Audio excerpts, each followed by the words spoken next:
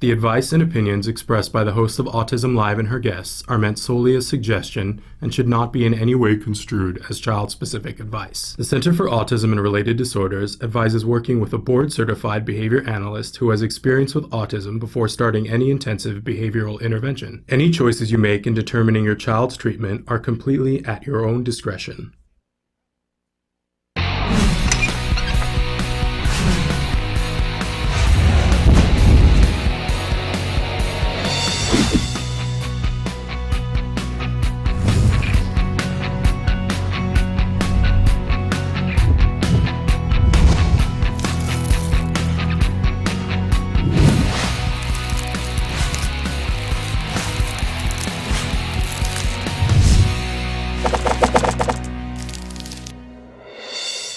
Good morning and welcome to Autism Live. I'm Shannon Penrod. We're webcasting to you live from the Center for Autism and Related Disorders headquarters in Tarzana, California. It's Wednesday. Love Wednesdays. Wednesdays are a very busy day around here, and it's very exciting. We have some wonderful people that are going to be joining us later on, and I'm going to tell you about that in just a few minutes. But we are going to be with you for the next 3 hours. We're going to be talking about topics having to do with autism, how we can all be more effective, more efficient working with our children on the autism spectrum. Whether you're a parent, teacher, practitioner, camp director, grandparent, second cousin twice removed, we know that if you're watching, chances are you have someone on the autism spectrum that you love and adore, and you want to be a better part of the team that's going to help that child.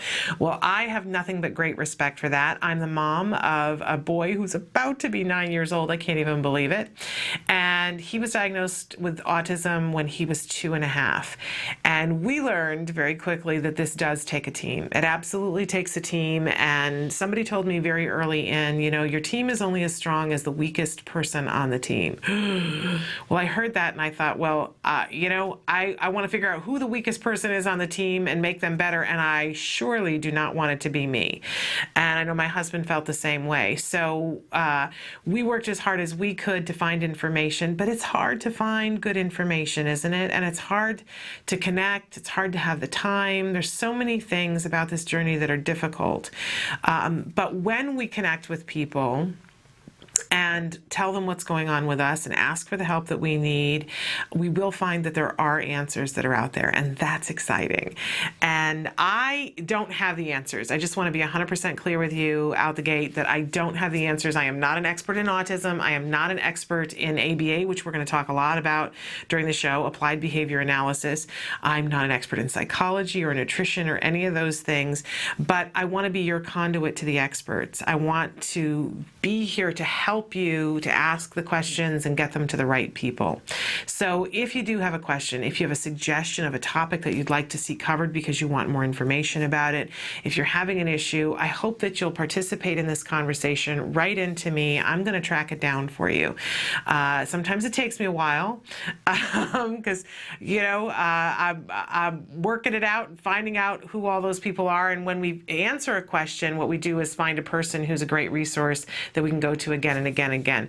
We, before on the show, we've had Bonnie Yates on the show, and then the other day we had Valerie Vanneman on the show, both special education attorneys who have said that they would be willing to be a resource for us here on the show, which I'm so happy about. And we have a wide variety of other people that we can call on to ask questions or to ask, who do we ask the question to? Because sometimes even knowing which question to ask is really the answer, isn't it? So I hope you'll participate in the conversation. There are many different ways that you can. We'll go over some of those right now. If you're watching us on autism-live.com and you look on your screen, it's either going to say live or rebroadcast. If it says live, then the box that says your questions is activated. You can sit there right now, and I dare you to, because it's kind of fun. Type in anything right there. You can type, hi, I'm confused, I'm watching for the first time. You can tell me where you're at, hit enter, and it automatically pops up on my screen. So that's a really cool thing if you're watching live. If you're not watching live and it says rebroadcast, or you're watching on any of the other different ways that you can watch us, you still are invited to participate in the conversation. One of the ways that you can do that is via the email that you're seeing right there on your screen right now. More and more of you are starting to write in. We will get back to you as quick as we can in writing, and we will cover your question on the next available show, unless you specifically ask us not to, in which case we won't. Or if it seems like it's a private thing, we're not here to air your private business, but sometimes if you're willing to have your question shared, it can be really helpful to other people, because none of us wants to reinvent the wheel, right? When I think about how many people helped us on our journey so that I didn't have to make the mistakes that they had made or go through what they had to go through to find the answers, it can be really time-saving. So feel free to email us. We will write back and send you an email in response. Also, you can phone us. If we're on the show and it's live and you want to be patched into the studio to talk directly to me or to any of the guests that we have on our show, you can do that. If it is not business hours, Monday through Friday, you can leave us a message. We will get back to you as soon as we're back in the office. And in the meantime, we'll be tracking down answers to your question as far as that goes. You can also Skype with us. We've been Skyping more and more with people. You can see that it's a really fun medium. You can be anywhere in the world and Skype in with us when we're live. And that's a very fun thing. Or you can just do a contact request with us when we're not live, and we can make arrangements to have you on the next available show. I know there are a lot of mommy and daddy bloggers out there. We're really, in particular, enjoying having you guys on the show. We've had some authors on the show. If you want to talk about something, please know that we're interested.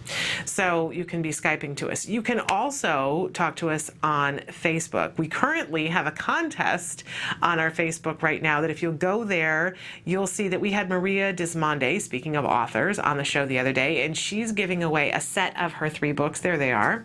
And you can win them, but you need to follow the instructions that are on our Facebook page. And while you're there, if you could give us a like, we really appreciate that. This Facebook page is very new, and so we're a little pathetic on the likes. It's just one of those things. We're the new kid on the block, and we're feeling a little, overlooked. Let's put it that way. And you can also answer the question of the day on Autism Live, the Facebook page. You can also tweet us, and we really enjoy the tweeting. I'm getting much better at it, checking in and trying to be better about understanding what a retweet is. It's a little over my head, I have to admit, but I'm learning as I go. So please feel free to tweet with us. We're very interested in what you guys have to say. And I mentioned that there are lots of different ways to watch the show, because there are now. You can be watching us here on autism-live.com, but you can also be watching us on Blip, our wonderful friends over at Blip, who we so enjoy. We've got a whole little channel there on Blip, and you can pause, rewind, search a topic, leave comments on Blip if you want to, and really use the show like a library. It's almost like you have your own personal DVR that's DVR'd all of our episodes there on Blip. Same thing on YouTube, by the way, that if that's a more convenient place for you to be watching us, we have our own channel on YouTube. Sometimes you can watch some of the shorter clips there. Another fun way to interact with other people who are watching as well. And of course, we are now available as a free download on iTunes. And that's with picture and sound. Very soon, you're going to get the audio only portion on iTunes, and that will be very exciting. I know we've been promising it. We're just inching closer and closer to that day, and I'll make sure that I let you know when we can do that. So and by the way, you can watch us on Ustream now too, and thank you to the folks over at Ustream for making that possible. So lots of different ways to participate, lots of different ways to watch, but if there's a way that you'd like to participate or a way that you'd like to watch that we don't have covered, it's probably because we don't know about it or don't realize that that would be conducive for you. So I'll tell you what, let us know. The Blip came about because you guys asked for it. The iTunes came about because you guys asked for it. So please continue to let us know what works for you. We're here to serve you.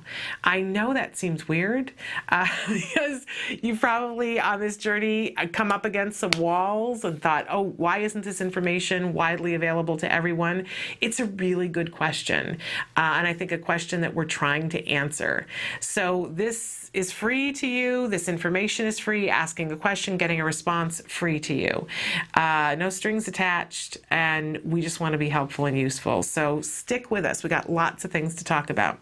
One of the things that we always start the morning with is something that we call the jargon of the day. This is sort of our warm-up. We give you a word, a a phrase, an expression, an anagram, whatever it is, some letters from the alphabet, and try to demystify for you what it has to do with our kids on the autism spectrum. This is a jargon-intensive journey. There's no two ways about it, and you can try to run away from it. I certainly did. But the truth of the matter is we have to make friends with the jargon. It's just one of those things in a long line of things that you have on your schedule to do, right? Well, when we teach our kids, we're in the business of trying to make them successful, right? We want them to learn. So we have to set them up for success. And if we're going to teach a big skill to someone that is brand new, that's kind of difficult, and they're already overwhelmed with other stuff, us, right? That's what we are. We're not going to throw it all down their throat at one time and expect them to be successful, right? That is not logical.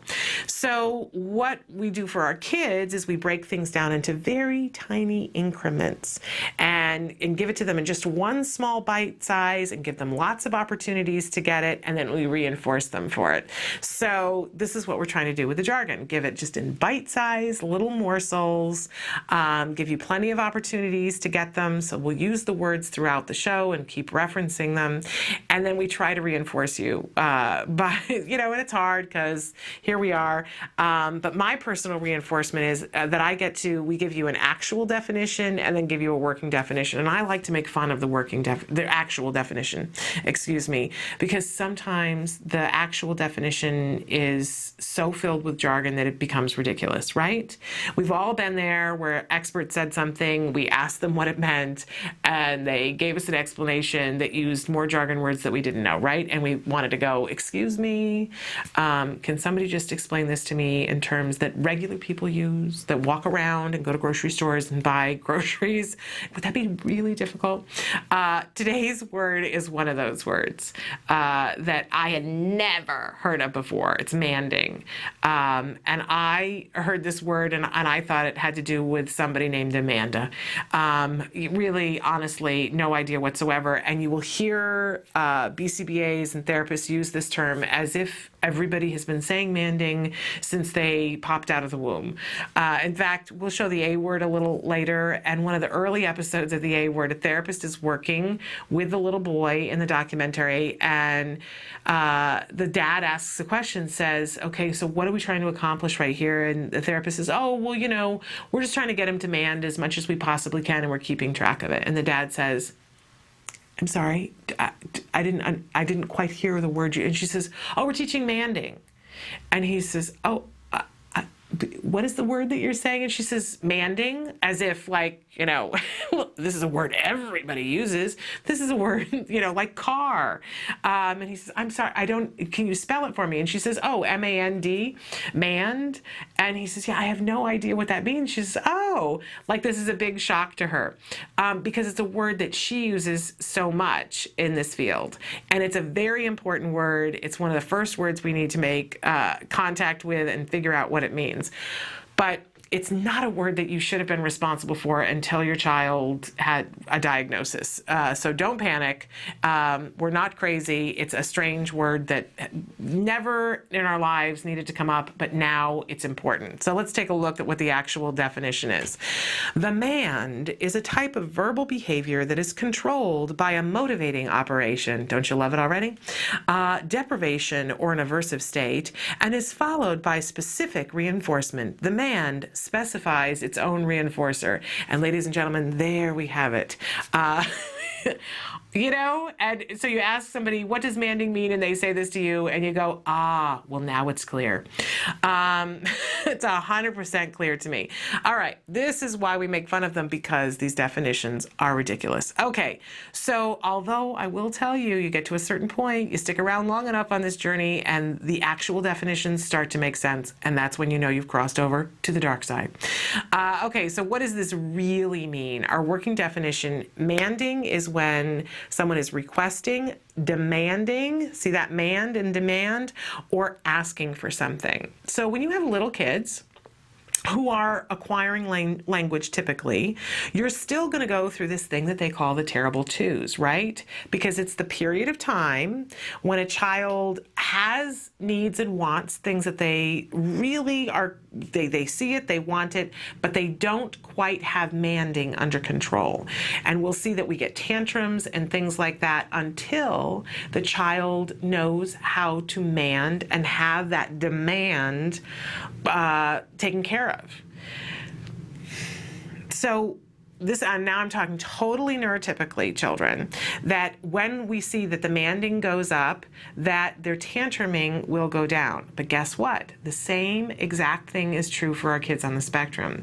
But the scary thing is that if they don't start to mand, the tantrums will continue, and they'll get longer in duration, and they'll take longer to calm down, they'll last longer, they'll be more intense, because imagine if you couldn't get your needs met. Imagine that right now in this moment I take away any possibility that you have to get your needs met. You can't speak, you can't gesture. Not only that, you can't understand other people's language, and you can't understand other people's gestures. How frustrated would you get, and how quickly? You know, it's within a short period of time, you're going to need something to drink, you're going to need something to eat, you're going to need to go to the bathroom, and your state, you're going to be hungry or cold or hot, right? And you're going to want to convey to people, and if you can't use language, if you can't use gestures, and you don't understand what they're saying to you, you're going to get uncomfortable and angry. And you're going to start kicking things or biting somebody to get their attention so that they're going to take care of your needs, right? Or at the very least, you're going to dissolve into tears. And if this goes on long enough, you might shut down completely and feel like it's pointless because my needs don't get met no matter what I do. That's what it's like for some of our kids, for a lot of our kids on the autism spectrum, because they don't have these tools to appropriately mand and request. When we see a child who's typically developing and they're between the ages of 2 and 3, they're going to mand hundreds, if not thousands of times a day. That's a lot, right? That to me sounds overwhelming. But I know that when my son started ABA therapy and there was no manding happening at all, there was a lot of challenging behavior. There were a lot of tantrums, there were a lot of meltdowns, a lot of self-injurious behavior. There was sure a lot of that. And they came in and they said, we want to start to get him manding. I think we started at 200 times a day that they were looking for, and then they were looking for 200 times over a session, like a 2 or a 3-hour session. And it can be really exhausting, but in order to get a child to mand, to request something, we need to set it up so that, first of all, when they do appropriately request something, and please know that it's not just vocal. They can be signing for something. They can be gesturing. That's still a mand. We need to make sure that we reinforce it immediately. Absolutely immediately. It's funny because I've been trying to teach my son now at this point that we're trying to train our dog. She's gone away to the trainer for a couple of weeks now because we're not getting it done. And she needs a little bit more help than we could do. So she has now gone away to the trainer, but we're trying to teach my son that when the dog appropriately requests something or does something, that he's got to reinforce absolutely immediately. And it's a really hard concept for him because he wants to get her to do 3 tricks and then give her the doggy biscuit. And I keep saying to him, you got to give it right away. Do you want to wait for your treat? Do you want to have to do 5 things? You want your reinforcement right away. So we're going to set up circumstances for the children. We're going to help them. We're going to find the thing that they want more than anything else. And we're going to set up a circumstance and teach them an appropriate way to request it, whether it's the sign or pointing to something, a card that has text on it or a card that's just a picture of it, or teaching them to say the word or reaching out to it. We're going to count as manding in the beginning, but we're going to find something that they really want, put it in a position where they are really going to want it. We're going to make them do whatever the manding is that we're teaching, and then we're going to reinforce them by giving it to them absolutely immediately. And in the beginning, we're not going to make them do it twice. They ask for it once, they get it right then. And it's not a thing where there's even a split second. We're going to give it to them. And in that way, we're going to begin an inroad of teaching manding. Over time, a little bit later, once a child 100% gets manding and is manding hundreds of times a day, then we can institute something called waiting. so that we're not constantly making instant gratification little children, right? But in the beginning, to get that manding happening, remember that our kids aren't a lot of the times manding. They're not coming to it naturally. We got to reinforce it.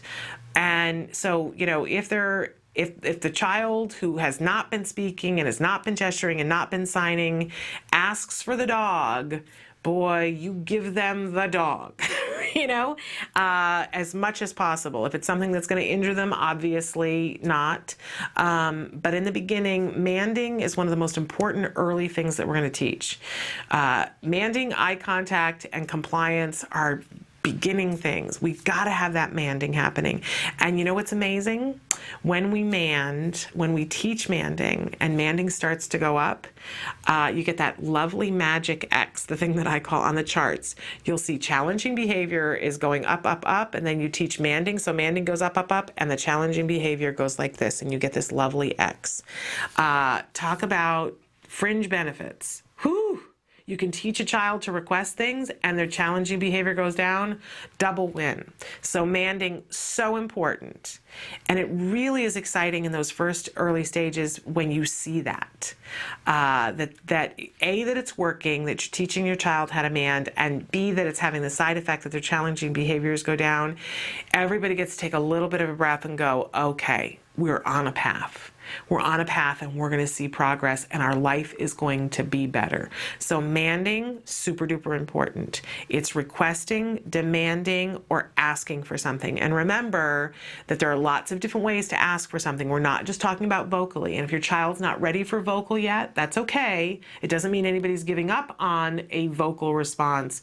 It can come later, but we need to have the manding happening in some shape or form as soon as possible and as much as possible. And the way we get that, picking something that they find really reinforcing and giving it to them right away. Remember the part of the really ridiculous definition that said, let me go back to it. The mand specifies its own reinforcer. All that's saying is that the thing you asked for is the thing you got.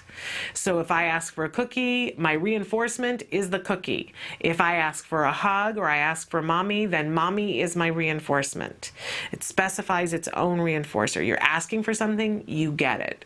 Woohoo, party time. And then you don't need to throw yourself on the floor. You don't need to throw yourself sideways. You don't need to be kicking somebody, biting somebody. You got what you wanted. It's a powerful thing for all of our kids. Okay, that's the manding. And we always have a question of the day for you. The question of the day is meant to get you thinking, participating, and wanting to talk to us on Facebook. Question of the day today is, who helps you get through the worst moments? Who is the person or the people that when you are just crawling on your belly, who is it that you call on to lift you up and get you through the really hard day? I'm so lucky because I have so many people to choose from, and so depending on the day and depending on what's going on, different people are good at different things. But it took me a while to know that it was okay to call people and say, I'm having a bad day. That it was okay to understand that there were different people for different kinds of bad days. And that it was okay for them not to have an answer. Right? And that there are some days that the things that you're going through, you need to talk to somebody who gets it. Right? You may have the best friend in the world, the best family member in the world who wants to get it in the worst way, but they don't. They don't understand what it's like to have a child on the autism spectrum. So when you're having one of those days that it's just all about autism, you got to have some other autism parents to lean on. And there are lots of different ways to do that. I always talk about having a local support group and a more global support group. We had Greg from the Hotspot on the other day. That's a wonderful place. If you need a place to go in and say, folks, I'm having a bad day and here's why, I think you'll find wonderful support on the Hotspot.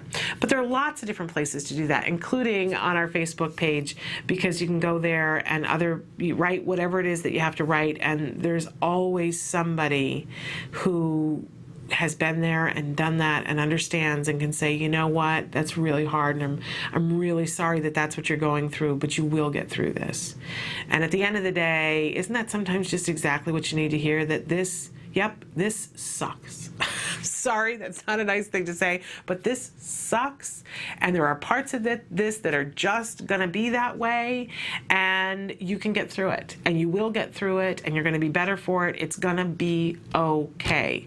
But that does not mean that it's going to be wonderful all the time. There are just some parts that, and there's nothing you can do about it, and that stinks too. But we got to have somebody to go to help us with our worst moments. So I want to know from you guys who helps you through your worst moments. And you can write into us on the Facebook page. You can tweet into us. You can email. You can call in if you want to. If you want to Skype in because you got the person there with you, we'll have them on the show. Okay, we also always have a topic of the day. Our topic today and every day this week is teaching language, as you might have noticed, because we're talking about manding. So we're going to try to talk about that as much as possible throughout the day. It's a really busy day today, as Wednesdays always are. Some of the different things that we're going to talk about, we have a play tip coming up for you. And then at 10 o'clock, we're going to have Evelyn Gould with us. She's a wonderful BCBA. She started talking to us last week about ACT. And I always draw a blank when I go to talk about it. Acceptance commitment therapy. That's exactly what it is. Acceptance. That's the word I can't remember. It's funny. Moderation is another word that I have a hard time remembering. I wonder why. But acceptance. There's the word. Acceptance.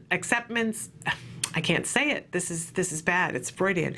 Acceptance commitment therapy, and how important it is for us as parents, because we have to deal with stress that comes with this diagnosis.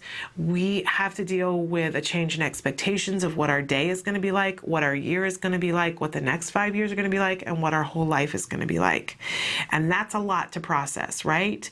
And ACT is something that is really helpful. I'm really excited about it as a parent. And Evelyn's going to be back with us this week, hopefully talking about more topics having to do with ACT.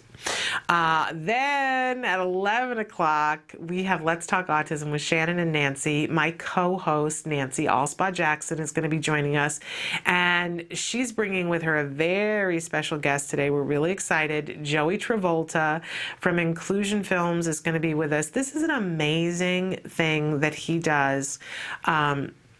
That he has camps and classes for people on the spectrum to learn the art of filmmaking and all the different ways that there are to be a filmmaker. And I know I had talked to Carrie Bowers recently. We'll have to get her on the show. She's a mom who is an artist, and she took her son to Joey Travolta, and they have now made 3 films. And her son is, I think he's 21 or 22, and they're filmmakers together. It's really an amazing thing, and we'll have to have her on the show to talk about how much this has changed his life, being a filmmaker. But what a wonderful, wonderful thing that you're getting these skills and potentially going on to a career. So we're going to have Joey here with us talking about inclusion films and why it's a great outlet for some of our kids. And in fact, they have a summer camp that they're doing this summer that is specifically just for children who have moms and dads who are in the military and their siblings, which I think is just really remarkable. You hear these different things. I certainly get to hear about a lot of different things of people who have an idea, a passion for something, and they say, I'm going to do this for kids on the spectrum. And it's amazing, all the different things that there are that can be done. I know sometimes we get into this thing of saying, well, I don't know what to do. I don't have anything to do. But when you take because you think it needs to fit in some specific box. I'm not an ABA therapist, so I would always think, what am I going to be able to do to help? But I can be here with you, and I can track down the answers to your questions, and I can talk. That's the one thing I can definitely do, is I can talk. It's not the same thing as being somebody who does therapy, but if I can help somebody to get to the therapy, I'm getting closer, right? So I love to watch what other people do when they make a difference. They change lives. It's just fascinating to me. And when they do it following their passion, it's kind of crazy good, right? So we'll have Joey Travolta here during the 11 o'clock hour, and we'll talk about that. And we'll go over some of the new news stories with Nancy Alspaugh-Jackson, who, amazing, amazing woman. So that's what's on the menu for today. That's what we're serving up today. But of course, we're willing to change the menu at any point for your questions and your concerns. So feel free to write in.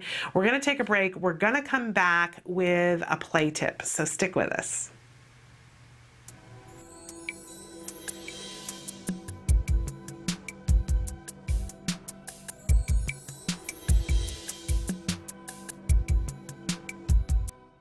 Hi, we're here today with Cecilia Knight, who is the Director of Training for the Center for Autism and Related Disorders.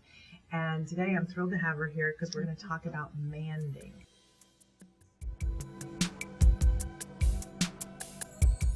What is manding? A request that you would make of another person. Why is manding one of the first things that seems to come up in most programs? Okay. Well, a baby requests for his mother's attention by crying or by reaching. And so it's one of the first ways that you let another person know what you need. And then that other person reinforces you by either picking you up or giving you something to drink or something to eat. And so many of our clients aren't really good at that once we start a program with them. And unfortunately, many of them engage in inappropriate manding. Screaming, kicking, biting. And so what we're trying to do early on is no longer reinforce the inappropriate ways of asking and rather reinforce the appropriate ways of asking.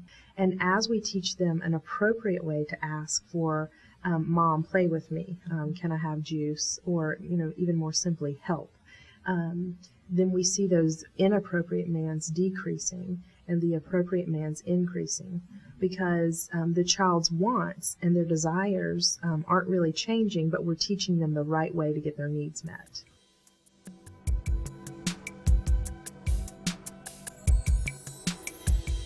So manding doesn't have to actually be spoken. It can be nonverbal as well. And that's exactly right. They could exchange an icon.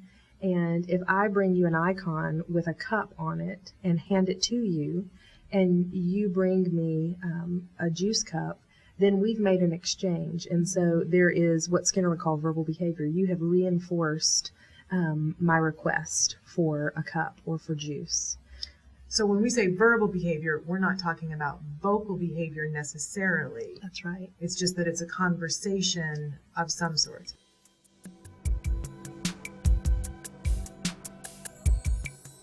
What is reinforcing to the child? The man is evoked by the child's desire or their need for something. So early on, we may arrange the situation where I know that they're interested in the juice and they're reaching for it. I may hold it back to just say juice or ja or whatever is appropriate for that child. And then as soon as they emit any sort of response, give a high level of praise and then immediately give them the juice. But what controls the demand is that specific reinforcer. So of course, if the child asks for a juice cup and you bring something else, then they're not being reinforced with what they asked to have. Okay. What do you want? Good job. You say wafer, please. Wafer, please. Good talking. Thank you, Dad. Thank you, Daddy. Welcome back to Autism Live. So I promised you a play tip for today, and one of the things that we can start working on with a very young child is there's a whole section of lessons that are interactive play.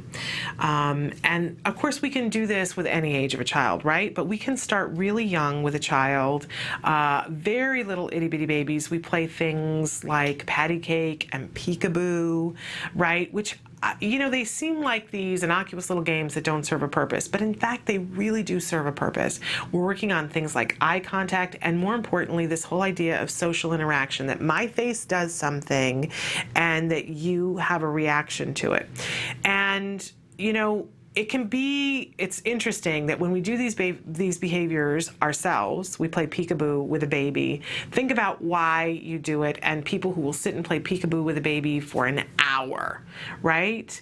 But usually they're doing it because they find it reinforcing, because the baby reacts. So then, unfortunately, when we have kids on the autism spectrum and you start to do this with the baby, and if the baby cries or the baby doesn't look, it's not reinforcing for us. It's more troublesome, right? It brings up emotions in us, and we go, I don't know why my 1-year-old or my 2-year-old or my 9-month-old, I don't know why they're reacting this way. And unfortunately, it causes us to go, what am I doing wrong? And us to be in fear.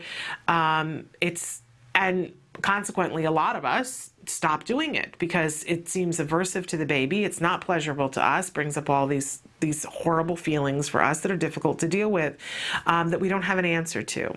But the truth is that if we can move past that and say, I need to make this reinforcing for the child. It isn't currently, that's not a horrible thing. It's not the end of the world. It's just that in this moment in time, it is not pleasurable to the child. And I can make it pleasurable to the child if I just add some other things to it. And this is really the truth for a lot of the things that we do within play.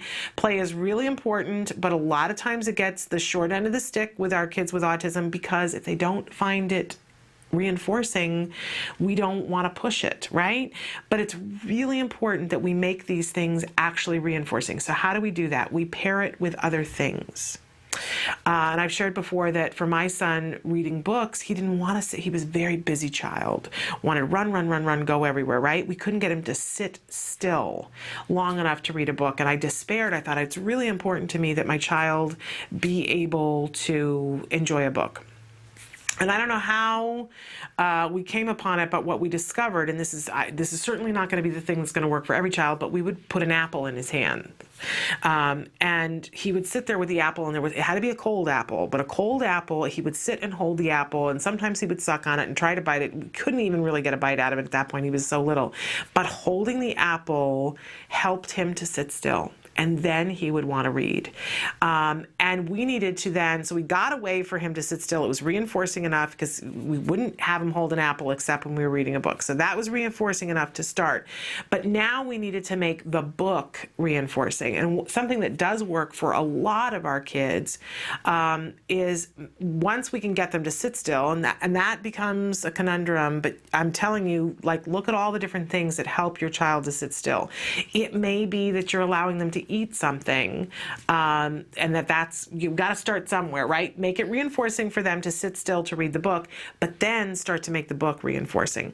And one of the ways that works with a lot of our kids is finding some way to make the book interactive. And, they have the Usborne books that you can get them. There's a specific line in the Usborne books that they have Find the Duck. And I find this really interesting because we had been doing this long before we ever saw the Usborne books. But on every page of this particular line of books, there's a little duck hidden somewhere.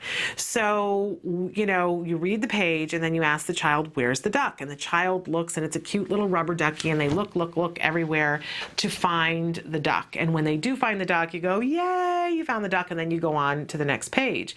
Well, the truth of the matter is that you don't need a book with a duck. You can find something else on the page to make it interactive. But asking them to point, then you're working on the pointing skills, asking them to look on the page to find something.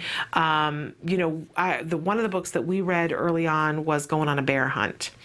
And it's this whole family that goes on the bear hunt, and they go through different things, and you can make it very interactive. I love that book. But not only that, there's a baby and a dog that it's a family that goes, and several different children, but there's a baby and a dog. So we would always read the book and say to my son, "Where's the baby?" Which he finds babies to this day very reinforcing. So we'd say, "Where's the baby?" And he loves dogs. We'd say, "Where's the dog?" And he would point to find the dog. And since you could do it on every page, you're keeping them linked in. And when he would find the baby, I'd go, "Good job," and maybe even tickle him. He'd be sitting next to me. This is the international symbol for tickling your child next to you. He'd be sitting next to me, and I'd go, "Good, finding the baby." So we're making it a deeply pleasurable experience. Holding an apple, finding the thing, and he likes the baby, he likes the dog, and then he gets tickles and praise on top of it. Now, I read to my child now at night, and he's not holding an apple anymore. I'm not tickling him. I ask him questions now. That a word will come up, and I'll say, what in the context of we were doing this last night. We're reading a great book, by the way. If you have kids that are, pre-tween, tween, it's called The Search for Wondla, and we're loving it. And what's great about it is it's a chapter book, but frequently they have these very full page drawings. They're black and white, but I kind of love that about it. And then apparently you get to a certain part in the book where you can put the picture up against your computer, and it's one of those crazy things that it makes it 3D. Have you seen those? We haven't got to that part in the book yet, but we know it's coming. It's this delayed reinforcement. But anyway, we'll get to a certain point, read a sentence, and a word will come up that I'm pretty sure is not in his vocabulary, and I'll say, here's that word. What do you think that means? And we kind of talk about it within the context. So this is a skill that grows with the child, right? But having it be interactive. And a lot of times now I'll close the book and I'll say, what do you think is going to happen on the next page before we turn it? Or what do you think, the big mystery in this book is, what is Wondla? It's the search for Wondla. So what, and we, early in the book where I was like, I think it's a place, and he was saying, I think it's something else. And as we find out more about Wondla we're hooked in. So making the book interactive. Now, first of all, you're helping the child to appreciate books, which we know how important it is for anybody to be able to read and appreciate the process of reading, right? But we're also creating something for joint attention. And we're asking our child to do critical thinking, and we're keeping their attention focused on something. This is going to help with circle time, but that joint attention thing that we talk about all the time, this is my symbol for joint attention, because this is so cornerstone, I can speak. So important and pivotal, and it's a cornerstone for so much that we're going to do in the cognition and the executive functions curriculum. That there is a phase that very young babies, I'm talking about 9 months old, will see this for the first time in typically developing children, that they will look at something. So say the baby is here and the mom is here, and the baby looks at something. Say there's a frog on the TV screen. The baby looks at the frog and then looks at mom or dad to see, are you seeing the frog? And gets their reaction, looks back at the frog, and then looks back at mom and dad. So important, because they're judging their reaction on the frog based on what your reaction is. This joint attention, and mom's looking at the frog and looking at the baby and going, oh, it's a frog, right? This creates connections that build and build and build into empathy and being able to understand that my thoughts are not your thoughts, that perspective taking that we're always trying to get in autism. So important that we get that joint attention first, and these interactive games help to create the eye contact and to notice what's happening for us. It's going to help with emotions, it's going to help with desires, a whole host of things. So creating this third thing, being the book, is going to build on a lot of different things. But you have to make it interactive. I know a lot of people sit and read a book and think that's all I need to do is read the book. The truth of the matter is you got to be a 3-ring circus. It can be incredibly fun. I mentioned the other day, because we were talking about prepositions, that one of the best books that there is Go Dog Go. It was my favorite book as a child. And in fact, the Dr. Seuss books are really great, all of them. And this is a Theodor Geisel, which is in the Dr. Seuss. I don't understand exactly, but I think, wasn't Theodor Geisel actually Dr. Seuss? I think so. And Emily's telling me yes. Thank goodness for Emily, right? So in any case, though, you have all kinds of things in a Dr. Seuss book to point out. Whether it's, you can say, where's the cat in the hat on this page, and the child points to it. With the one for Go Dog Go, when you're teaching prepositions, they say the blue dog is up, and you say, where's the blue dog? And the child points, and you go, yes, the blue dog is up. You're strengthening prepositions. You're keeping the child interactive. The child's looking at you. You're looking at them. There's the blue dog. Yes, creating that triangle of joint attention. Fabulous. And I always loved, I think it was my mom who would read me Go Dog Go as a child. There's a point where there's one page where it shows all the dogs trying to sleep. And except there's one dog who's wide awake, and my son still to this day loves if a child comes over that we can read it to a small child, because he now wants to read it. But you take your finger and go, look, all the dogs are asleep, until you get to the one that's awake, and you go, oh, what's happening? And this is like early problem solving, because the child looks at you, and you go, oh, what's happening? And eventually, when they have the words, they can say, that dog isn't asleep. And then on the next page, all the dogs are awake. It's Go Dog Go. It's daytime, time to go. But there's one dog who's sitting there who's still asleep. And as the child grows older, and you say, why is that dog asleep now? Because he was awake when everybody else was sleeping. Great little metaphor for when you're putting them to bed. You got to go to sleep now, otherwise you're going to be the dog that's sleeping when everybody's awake. And you get to the end of the book, and there's a dog party, and it builds suspense. It's a great book. So many things to work on when we work with books, but we got to make it fun and exciting. Don't just read the books. Do voices. Encourage them to do voices. That helps with prosody. Make it a party. Right? And then they will be much more into reading, and it's going to help them socially. It's going to help them with cognition. It's going to help with executive functions. It's a fabulous thing. It's a wonderful thing. Okay, there's our play tip for the day, interactive reading, making it fun. We're going to come back and talk a little bit about meltdowns, so stick with us.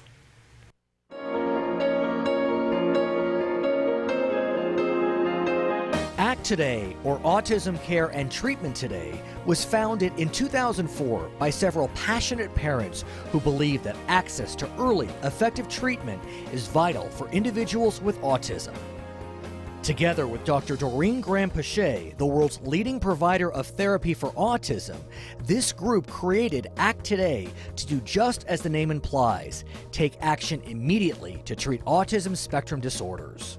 A lot of families and parents and even physicians don't yet accept the fact that we are recovering children with autism. In 2006, inspired by her struggle to get treatment for her young son Wyatt, television producer and author Nancy Alspaugh Jackson and her husband Reed hosted a backyard benefit for the foundation called Denim and Diamonds for Autism. Tens of thousands of dollars were raised, and in 2008, Alspaugh Jackson took the helm of ACT Today as executive director. This country has to come together to save a generation of children. With a dedicated board of directors, a small but committed staff called the A-Team as in autism, ACT Today is making a huge difference in the lives of children across the country. Grants that fund programs for behavior therapy, special needs schools and summer camps, medical needs like diagnostic tests and special diets, basic safety equipment such as helmets for children who repetitively bang their heads, and fencing for those who wander, assisted technologies and assistance dogs. Hi, my name is Max, and I love my iPad too. It's so great. I can take photos. In 2010, ACT for Military Families became the first national campaign to benefit military children with autism. I'm Joe Montaigne. As a father of a daughter with autism, I know the challenges that brings. ACT Today continues to educate and raise national awareness on the need for early and intensive intervention for an epidemic that affects at least 1 in 110 children. I called on November 1st, and I'm like, how am I going to get notified? How are you going to let me know? And they ended up looking, and they informed me that he had received a grant, which was like a blessing from above. Act Today, fulfilling its mission of helping families with autism, one child at a time. Welcome back to Autism Live. It's every now and then we talk about tantrums because they're a real thing in our lives, right? And I like to talk about tantrums versus meltdowns because they're different. And I think when people use the term meltdown and they have it mean a lot of different things. And I know I have friends who have completely typically developing children and they use the term meltdown. And of course, you know, I try not to be in that space, but you know how that is. You go, meltdown? I'll show you meltdown. You know, come on over to my house when my son was 3 and we'll talk meltdown, because your meltdown is a walk in the park, right? You get that kind of thing. But I know that it's different for everybody. But I just want to clarify a little bit the difference for me in terms of talking about this, what the difference is between a tantrum and a meltdown. Tantrum is something that we have an expectation that it's going to happen. All children tantrum. It is a natural part of development. We talked about this earlier with Manding, that if your needs aren't being met and you feel like you don't have a way of getting them met, you're going to tantrum. We see adults tantrum. And I'm not saying that it's effective. It isn't, in fact. If we can teach somebody, okay, there is a way to have your needs get met that is not involving this, then, you know, they're going to pick that. I saw that yesterday at school. I picked my son up, and as we were leaving, one of the boys that I'm familiar with because I directed his class last year in a play, he had picked up his backpack. He was having a tantrum, and he picked up his backpack and was about to hit somebody with it. And I went, whoa, whoa, whoa, whoa. You know, what's happening? And I could see the frustration and, you know, that we were working towards a meltdown. And I said, you know, what's happening? Let's talk about it. Use your words. And there was a whole circumstance. And he felt like this other boy was not listening to him. And as a result, he was being hurt. And so he was in full on tantrum mode and was swinging the backpack and was moving towards meltdown. But usually when we see a tantrum, if we take the time and look at it and go, okay, this is behavior that's happening and it's happening for a reason. What's the reason? Why, you know, what is the tantrum achieving?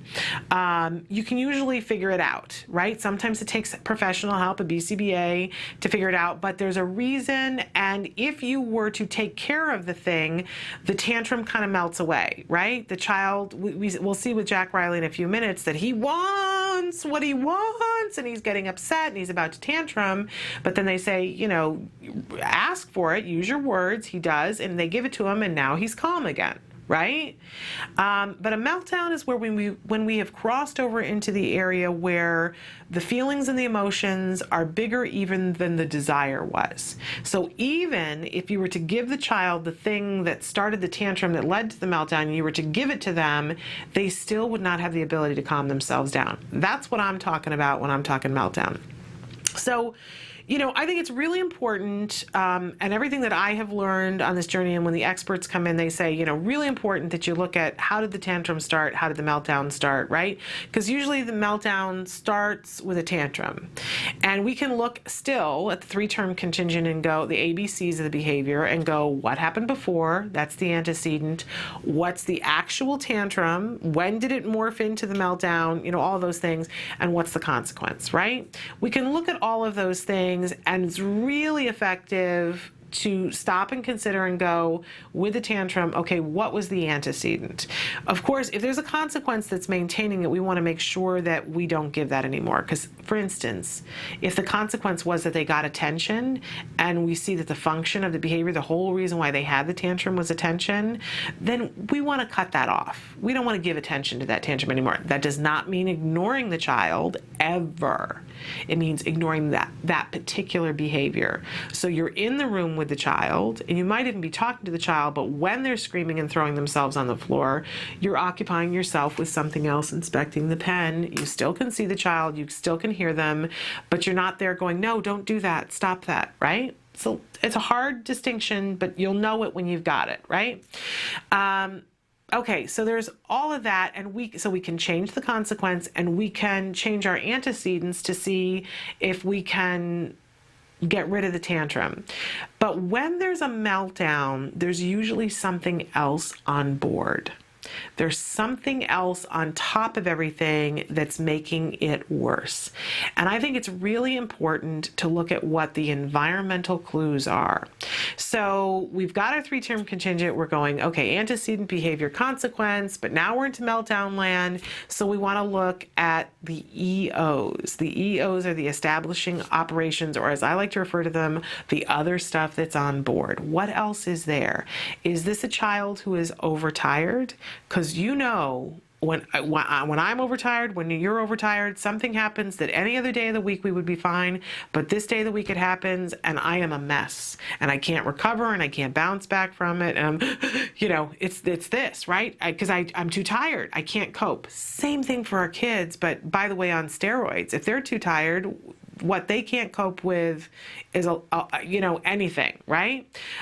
It could be that, a lot of our kids are sensitive. They have sensitive ecosystems. It could be something allergic. It could be something that's sensory, as simple as a tag in the back of the shirt that's scratching them, that they just can't handle. It could be a series of different things, but so important when we're having meltdowns to not just go, I don't know what's happening, but to look at the ABCs that started the tantrum and be effective there, but also to look at the environment and try to figure out what is creating this circumstance that the child can't get control over and that you can't get control over. Because if you don't change it, you're going to continue to have those meltdowns. If it's a child who has a food allergy, if it's a child who has a skin allergy to something, if they are having a sensory issue, sometimes it's really hard to pinpoint. A child could be in a room and the fluorescent lights could be going and you're fine, but it's just blinking just enough because the light's about to go that you can't see it, but your child is sensitive to it, and it's making them behave in a certain way. I've told the story before about my son would have a meltdown, the mother of all meltdowns, at the same place in the same store every time we would go in. And I could not get a hold of it. And I just, looked at it and said, I tried changing antecedents. I tried changing consequences, going through the social rules, offering the biggest reinforcement in the world. It wasn't working. Called the BCBA in, said, come and look. I can't figure it out. Find me the function of the behavior. And what they discovered was that there was a change in the floor tile, that we went from a really smooth, glossy floor to a tile floor right where he was having the meltdown. You know what? I could have looked at that forever, wouldn't have ever figured it out.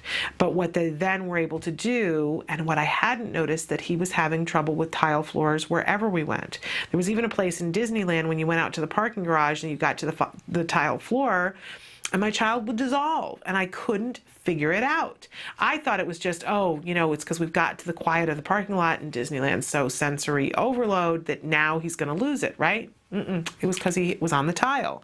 So they did systematic desensitization, and now my child can walk on tile. But you know what? What would have happened had I not brought somebody in? I would have a 9-year-old now who couldn't handle tile and who's having meltdowns. Don't be afraid to ask for help, but do look for those environmental clues to figure out what it is, because that you want to fix. If it's something that's sensory, you might want to go through a systematic desensitization. If it's dietary, you might have to make changes there. If it's the tags in the shirts, you get the shirts that don't have the tags, which they make a lot of now fairly easily. They can be obtained. But it's worth it, because meltdowns are not fun for you. And by the way, they're really not fun for your child. You'll be happier. They'll be happier. We'll talk more about meltdowns perhaps later on.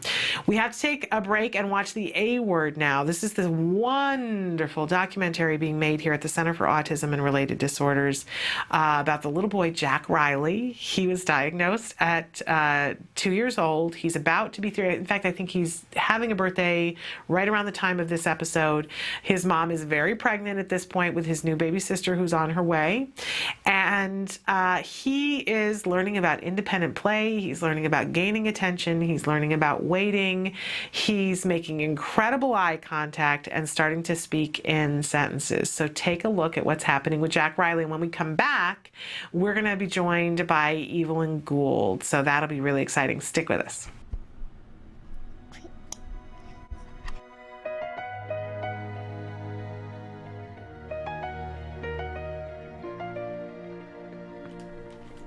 A, B, C, D, F, G, H, I, J, K, L, M, N, O, P, Q, R, S, T, U, V, W, X, Talking a lot this morning. now I know my pieces. Next time, Won't you? no say with me. That's right, kiddo. Very good. Okay, Jack Riley, 1 more minute. Say okay. Okay. Thank you. Do you want to play something else for now? What do you want to play? Hey, pancake. You want to play pancakes? Oh, is this the sign for pancakes? What do you want to work for, Jack Riley? Do you want to work for puzzle, for trains, for jumping on the bed? What do you want to work for? More jumping? Okay. Pancake. Pancake. Okay. Sit down. Sit down here, though. Pancake. You want pancakes? Can you say that better? Say, I want pancakes. I want pancake. Should we go see where the pancakes are then? Okay. All right. Let's go find Dad. Come on. Come with me. Walk with me. And we'll go find Dad, okay? All right. Can you open the door? Turn. There you go. Nice. Let's go see where those pancakes are. Say, I'm hungry. Ask you quick questions, okay? All right. Okay, look. Okay. What's your name? No. What's your name? Nice job. How old are you? Good job. Sit down, though. Okay. Where do you live? Jessica teaches Jack Riley other social ID questions such as where do you live and what's your last name. There you go. Nice job. Here you go. Slow down. There you go. Hi. You look cute. I love you. Group kiss. Group kiss. Ready? 1, 2.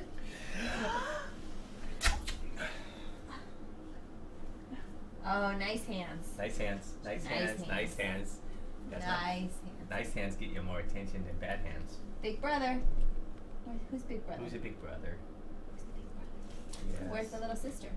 Where's little sister? Where? Is she here? Is that Right little there. sister? Right, Is she- that's right. Can she have a kiss? Can little sister have a kiss? Thank you. I hope. Jack Riley is needing less prompting to appropriately gain attention. Jessica only gestures to get him to ask.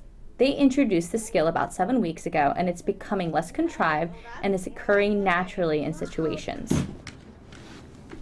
Here's a look from 7 weeks ago, when Jessica first introduced gaining attention. In the beginning, she tempts Jack Riley with an item he wants, then prompts him the whole way, gesturing and physically showing him what to do and what to say. Jessica. I want pancakes. Hey, look at me when you say it. Say, I want pancakes. As time goes by and the skill becomes more natural, the prompting will completely fade away. Ready? Okay, show them how you can use a straw. You gotta go all the way. Show me. There you go. Good job. Feeding used to be very time-consuming and difficult for Cheryl and Mike. Jack Riley would swat away food fed to him and would refuse to self-feed. He now feeds himself and even uses a fork. His diet, though, is still limited, but it's growing. Drinking has also been an issue for Jack Riley. He's typically only drink out of baby bottles or bottles with a hard nipple top. They've tried getting Jack Riley to drink from a cup, but every time they would present it, he would try to lap it up like a cat, anticipating all the fluid to come rushing at him. Now they have introduced drinking from a straw, so he has an item to drink from that is age appropriate. Now suck it up.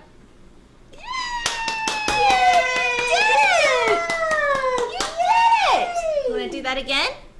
Yeah. Want to do that again? One more time, and then you can play. Okay. Yay! Very good, Jack. There you go. You guys got that exact same pitch level there. I don't know how you duplicate. Do you want the purple iPhone? Purple.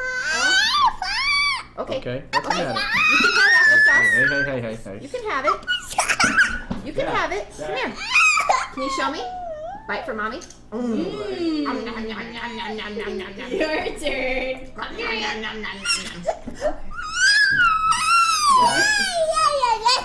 Do you know? Right, say, I don't want banana. Okay. What do you want then? What do you want then? I want. Okay. One of the food items Jack Riley eats a lot of are bananas. For some reason, though, seeing a banana really upsets Jack Riley. He enjoys eating it, but hates the sight of it. One of the issues is that biting solid food is very aversive to him. Fear of the banana. Someday we'll tell him he eats one every day. More awareness than it was in the yogurt, so we have to go in baby steps with it. That's fine with me.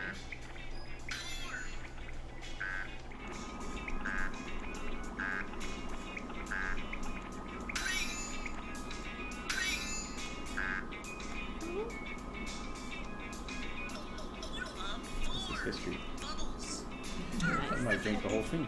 With like, no prompting, no. Yeah, you're right.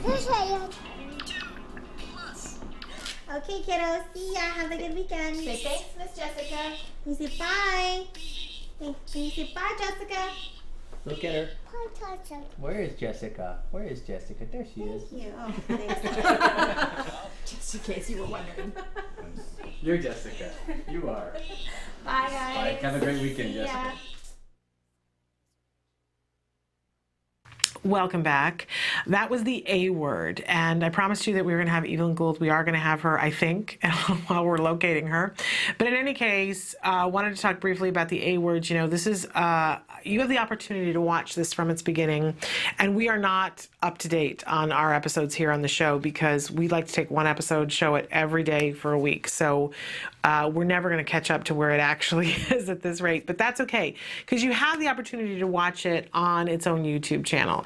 You can go back and watch the first episodes. One of the things I love about this, I love so many different things about it, but you get to see the arc. You get to see that there's progress that's being made on a regular basis, but that sometimes there is a step back and then 2 steps forward because that's what happens sometimes, and it can be very frustrating as a parent. And I think this gives us the ability to be able to watch the arc of what happens over time and how much the progress, how it all fits together, like that puzzle piece that you put in, you go, I don't really know how this puzzle piece fits in, but you get the other pieces in and you go, oh, it's this, I didn't know it was this.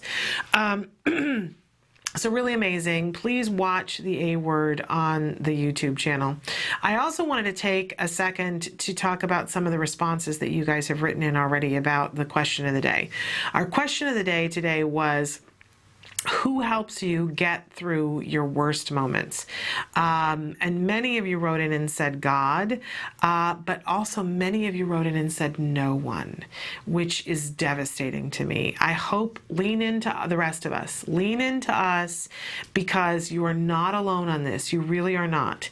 A lot of you wrote in and said your children. One person in particular said, all I have is my children, and they get me through it. Even if it's one of their meltdowns, I rock the mommy gig. Well, you know what? I love that. I love that you own that proudly. That seems like it should be a t-shirt to me. I rock the mommy gig. I don't know if I would feel like I could wear that. But I got to get to that point where I could say that and say that proudly. Because, I have my moments and then I have my other moments, Somebody wrote in and said, I have my hubby, my siblings, my oldest daughter, my mom, and my in-laws. My daughter is 9 years old with autism spectrum disorder. We we are blessed to have many people who love and support us through the challenges we face. But of course, I can always count on God to see us through the toughest of times. And those of us who are so blessed to have a whole team and have people supporting us, we need to remember that there are people who don't have that and reach out to them, right? My son is my inspiration to continue going on in a positive path because for him, I am an army. For him, I am strong. I'm going to get emotional. For myself, I am everything for him. Oh, that's just beautiful. I think maybe that's the t-shirt that I would wear. For him, I'm an army. For him, I'm strong. Oof, that just really got to me. Another person who wrote in said, my son, I look at him and I know it's worth it. Okay, you guys, you're just really making me verklempt here. Somebody who wrote in said, my son, who's autistic, and God. A lot of people saying that their faith is getting them through here. Somebody writes in and says, my autistic son, because nobody else has a clue. Well, we've all felt that way, have we not? Okay, another person who says, the people on my local ASA listserv don't know what I would do without these folks. They have been there and can support and ideas when I feel as though I am hanging on to that last thread. Boy, we've all had that day, right? If you all don't belong to a support group as such, I recommend going to ASA website for resources. Very good to know. Okay, another person who says, my mom helps me get through the worst of moments, and I love her for that. I have an awesome mom who helps me.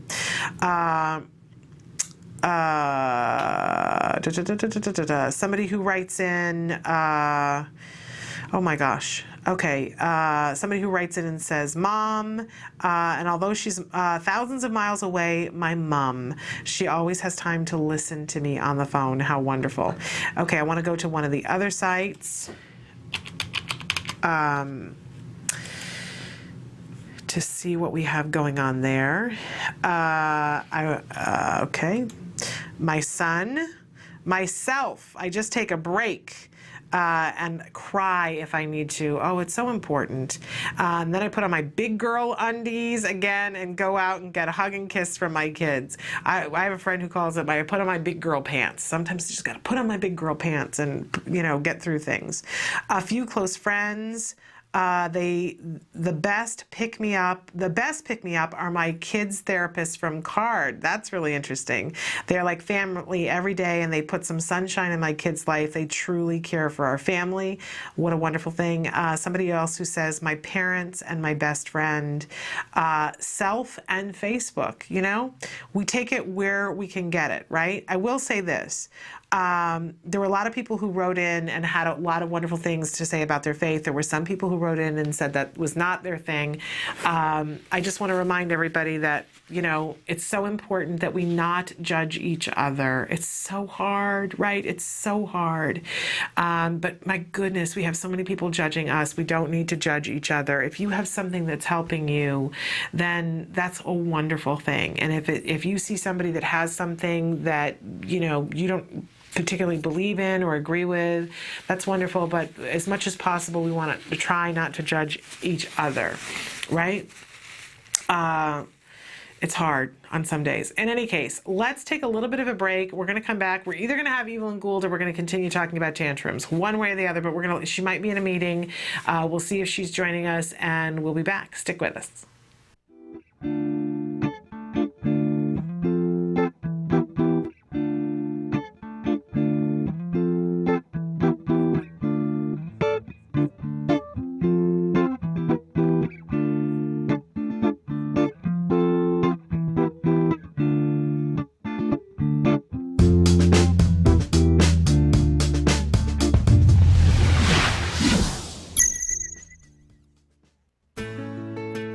Skills is a revolutionary web-based program that incorporates comprehensive assessment, curriculum design, progress tracking, and treatment evaluation for children with autism all in one place.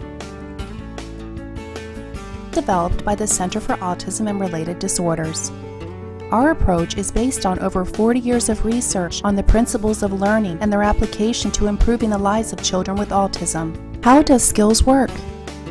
Created with speed and simplicity in mind, Skills was modeled on an easy 3-step process. Step 1. Start assessment. Step 1 begins with our intelligent assessment system, which consists of a series of questions. This assessment is essential to identifying your child's level of skills compared to their typical peers across all areas of development. This includes assessing social, motor, language, adaptive, play, cognition, executive functions, and academic skills. Every skill has an assigned age which indicates when the skill emerges during typical development. This means that each child is automatically presented only with lessons that are relevant to his or her age.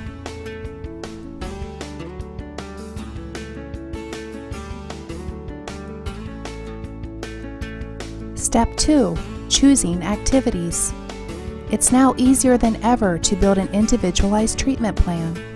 In Step 2, you are presented with an individualized pool of activities that are directly linked to your student's assessment results.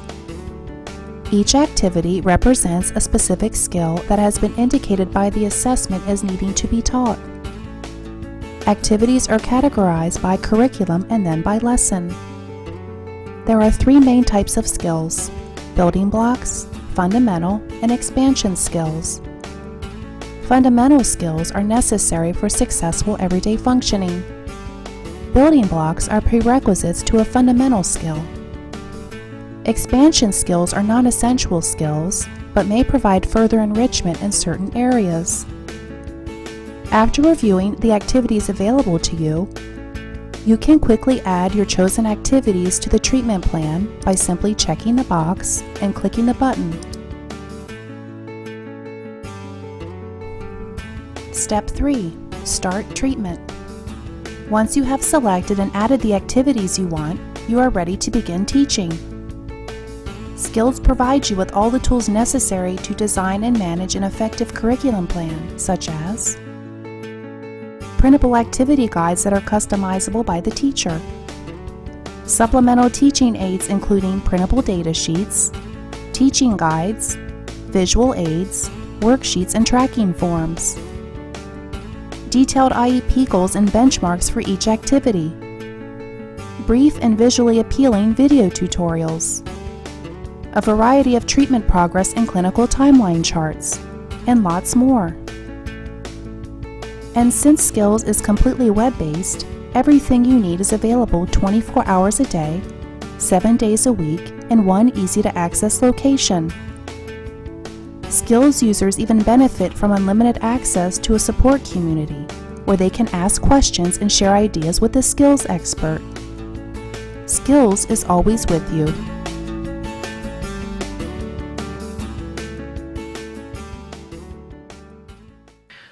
Welcome back to Autism Live. I'm Shannon Penrod. I promised you guys Evelyn Gould, and I was wrong. I was wrong. She's been called away. There's a lot of stuff going on here. It's a very exciting time here. Everybody's leaving for conferences around the world, and including ourselves. I want to remind everybody that we're not going to be here doing a live show on Friday because Miss Emily Goodwin and I are traveling to Seattle to attend the ABAI conference, which is ABA International. We had Dr. Jonathan Tarbox talking a little bit last week about the kinds of things that you can do if you want to educate yourself, and because somebody had written in and said, I'd like to know more and get more training as a parent and, done CARDI learning, and, what more can I do? And he was saying, you can get, or as a teacher, you can get to one of these conferences, and this is the big one, the international one, but that individual states have conferences for ABA, and they deliver papers, and there are different topics. So Emily and I are going to the big one this weekend, and we're going to be getting as many different interviews as we can with experts there that we're going to bring back to you in the coming weeks. And so that's going to be really exciting. We're thrilled to be going there. I'm going to get to meet more BCBAs than I know what to do with, and that's a very exciting thing. I'm sure there's going to be a lot of jargon, you guys. So I'm going to come back with new jargon terms that I'll write down and bring back to you, and we'll demystify them and make fun of some of the definitions. It'll be fun. It'll be really fun.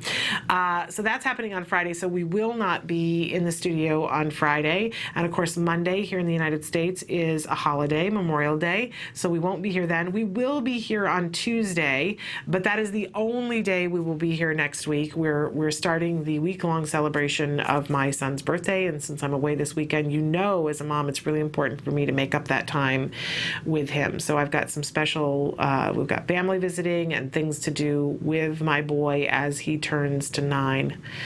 Oh, it's just amazing, right? They grow. It's while you're not looking, they grow up.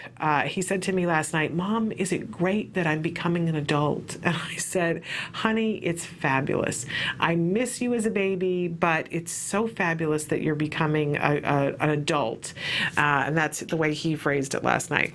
Heaven help me, and thank goodness he's not becoming an adult yet, but he sees that that's happening, and he's so tall now.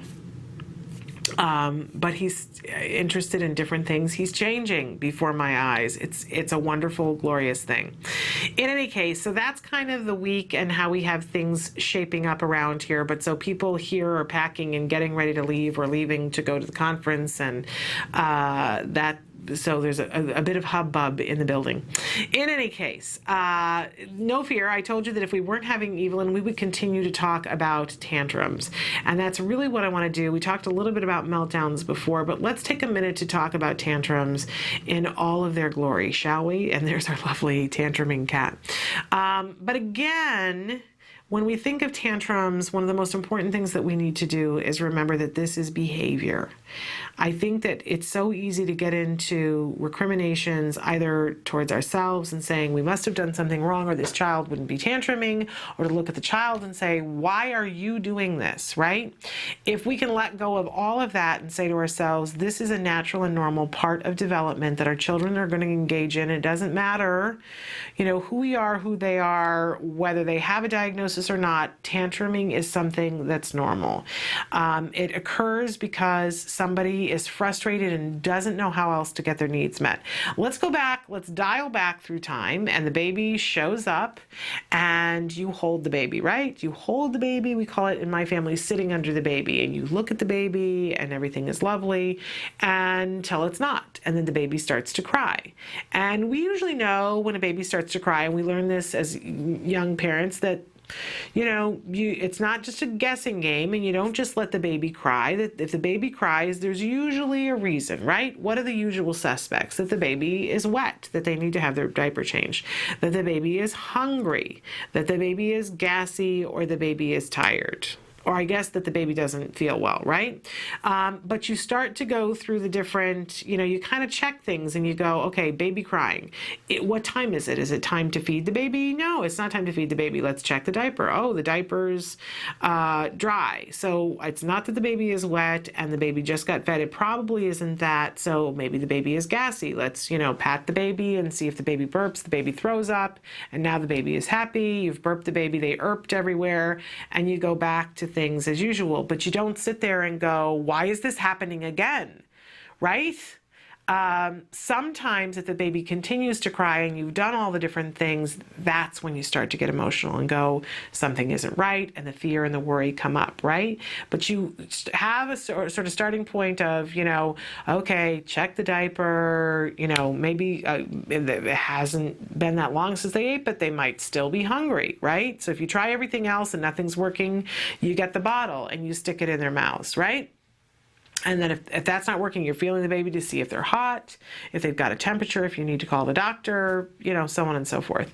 And eventually, for some babies, you learn, oh, well, they like to stand over here. That we stand and we look at the plant, and the baby likes the plant, or the baby likes the rattle, or the baby likes the pacifier, right? Over time, you start to see their preferences. Okay.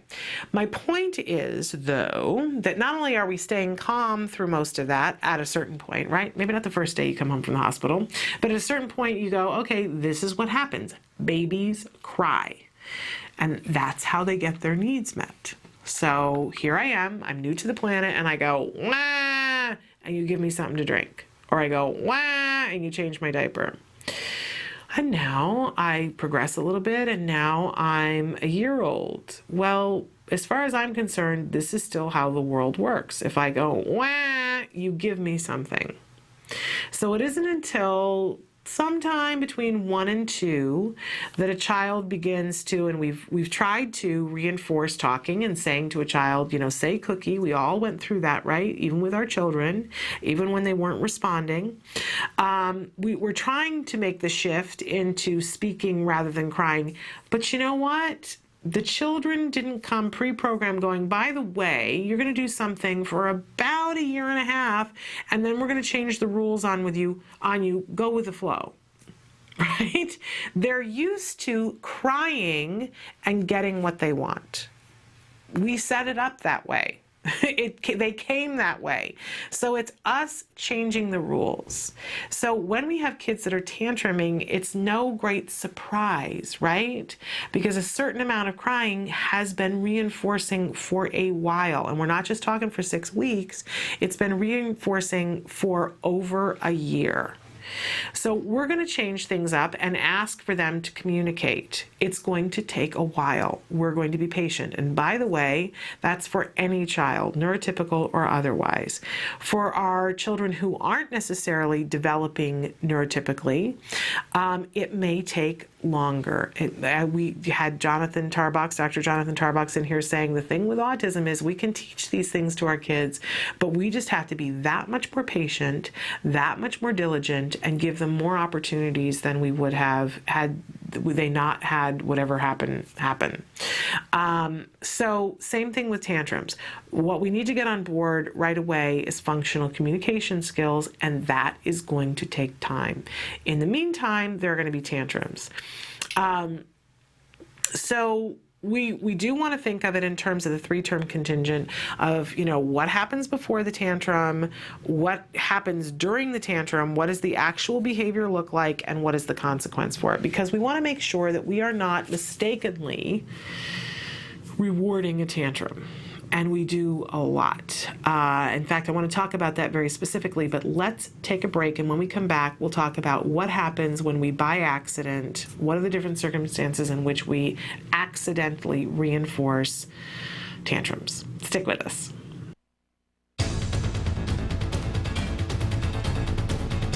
Hi, I'm Shannon Penrod, and this is my son, Jem. We're here today at the Home Depot. You might know that Home Depot is famous for giving free classes to adults on lots of things like tiling and other home crafts. Well, they also have free classes for kids as well. It's called the Kids Workshop. We love doing that, don't we, Jem? Yeah. It's cool. So come on inside with us and let's do a craft.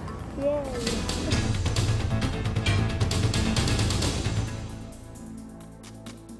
The Kids Workshop is a program that's been around with Home Depot almost since we've been a company, and it's been developed to allow kids in the community to come in and give them an opportunity to build something, to be able to create something and be able to take just simple wood pieces and put them together with nails and hammers and screwdrivers and then paint them. So you do this every first Saturday of the month. Any Home Depot that you go to on the first Saturday of every month between 9 and 12, you can join different associates throughout different stores and build these projects with these kids. And do they have to do anything before beforehand, or can they just show up on that Saturday? All they need to do is show up.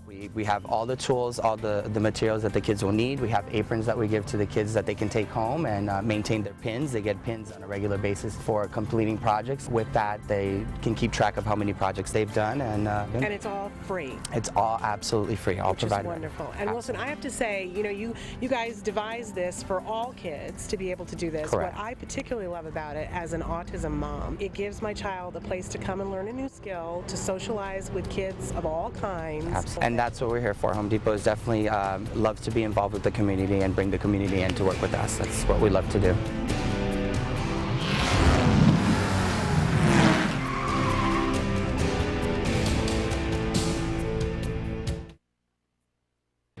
Welcome back to Autism Live, and we just had some technical difficulties, as you probably noticed. It's kind of looked like a foreign film where,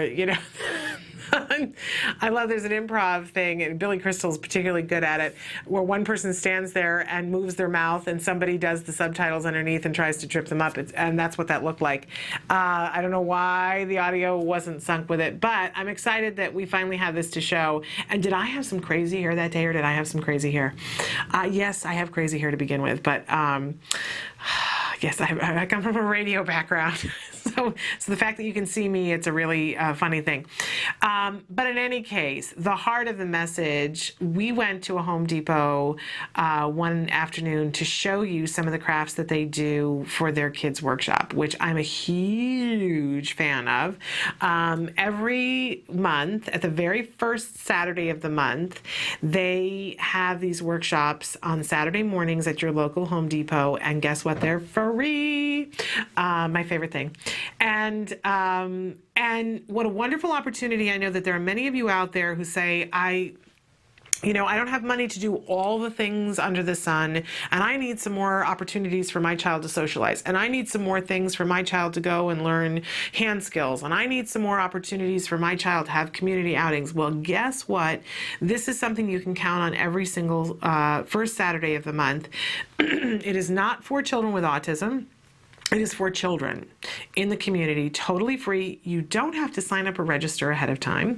But if you're in a particularly busy area, you're going to want to make sure that you get there early enough because they only have a certain number of kits, but they give your child a kit and you can do it with them.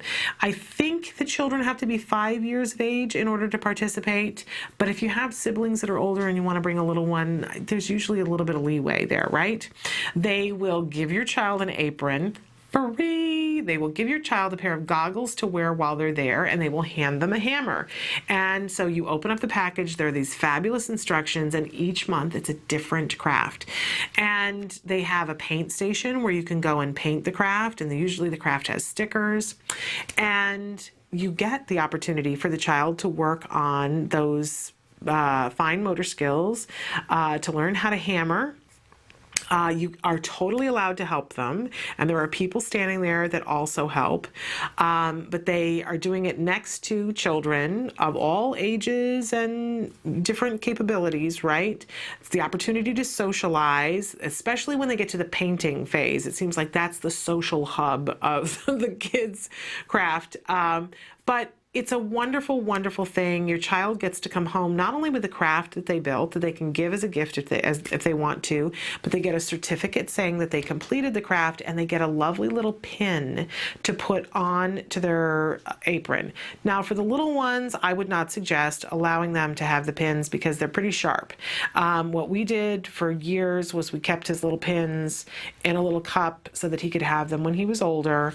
But there's a place on the apron to write their name.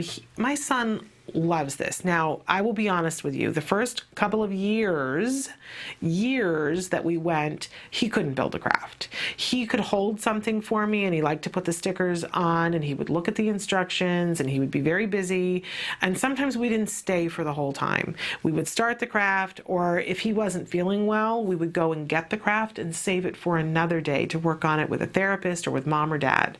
And they will let you do that if you let them know, my child is just not up to it today. They get to know you. and they get to know your child, the people at Home Depot. And I have to say, this is like really, really fabulous. You know how sometimes people just get it right? I love it when people get it right, because this is good marketing, right? Every time we go, while I'm there, I go, hey, you know what? While we're here, I need this, or I need this washer, or I need that thing from Home Depot. So I always end up spending at least a couple of bucks. But the truth of the matter is that I don't have to. But you can always find something to buy at a hardware store. But so not only are they getting me to their store and I end up spending a couple of bucks, but they're investing in my child and knowing that somewhere down the road, if my child's learning how to build things, that he's going to want to be a customer later on. And at the same time, they're investing in my child right now and letting me know that they think that my child is important. And that means the world to me. I don't know about you, but I love that. That gets brand loyalty. I'm willing to go there because I know that they invest in my child, and they're patient with him, and they're kind, and that just means a lot to me. So I really encourage you. I know we're sort of in the middle of the month here, but not really. We're only 2 weeks from the first Saturday in June, and each one of the crafts has a different theme, and usually, like, they just had the Mother's Day one. And it was a lovely little planter that had that you could put a plant in, and they were actually giving away tomato plants with it. We didn't stay for it, but we just picked up the craft because it was just one of those days where we had a bunch of other things to do, and he wasn't having it. And but he's got the craft, and you got a tomato plant with it, and it had flowers that stuck out of the back of it that you could put pictures in. They were actual picture frames. So really lovely, really considerate, really smart.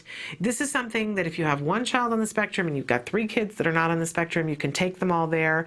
If you want to plan a play date with other friends and say, hey, we're going to the Home Depot on Saturday to make the free craft, you'll find that other moms are like, oh, really? There's a free craft? And they take their child, and now your child has a play date that has a beginning, middle, and end, where they've got something to focus on, and it cost you $0. And you will see, I think it's really important to have things, and we talk about it all the time, ways to chart progress, right? And as parents, that's not as exciting to us as it is to the scientists, but we like to have periods of time where we can look back and go, look at how much progress. Every Halloween I go, oh, well, we're this much further than we were last Halloween, right? But you will see that if you go to these on a regular basis, now my son, he's ripping open the package and, let me look at the directions. Mom, let me do it. I want to do this part, I want to do that part, and he wants to do the nailing. For a long time, that was difficult, right? But he finally got, this is the kind of force that you have to push to get the nail to go in. The holes are pre-drilled for them. Sometimes at Home Depot, they do crafts that require a screwdriver.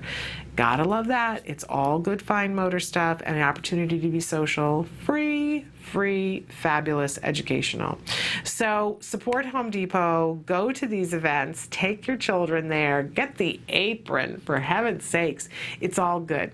And we'll try to figure out what's wrong with the sink on our video. We'll try to show it again tomorrow so that you can actually hear it so that it doesn't look like a foreign film. Let's take a break. We are going to come back and talk about tantrums and more having to do with that. And don't forget, at the top of the hour, Let's Talk Autism with Shannon and Nancy and our special guest, Joey Travolta from Inclusion Films. It's going to be fabulous. Stick with us.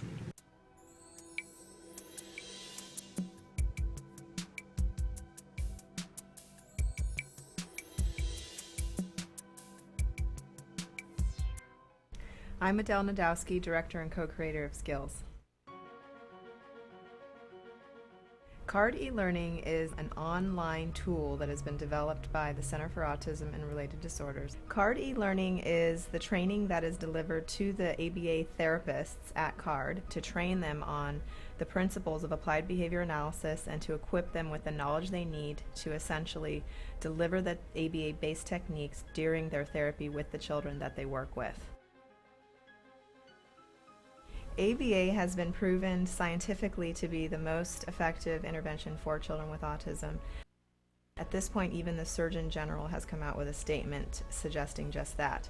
So we know that this is something that children with autism definitely need if they're going to improve and live the lives that we're hoping that they're going to be able to live.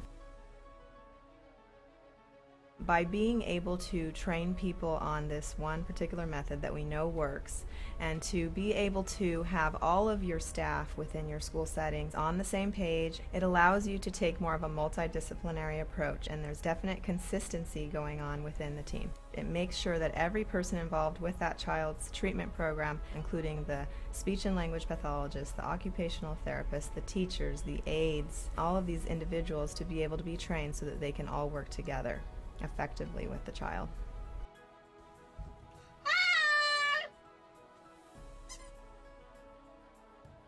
Parents that are using CARD e-learning can use it either to train themselves, and then after having done that they can implement different techniques with their child in order to teach new skills. But oftentimes parents might also be working either with an ABA provider, with a school, or they may have even hired their own therapist to deliver the intervention techniques. So CARD e-learning can be used either to collaborate with your school.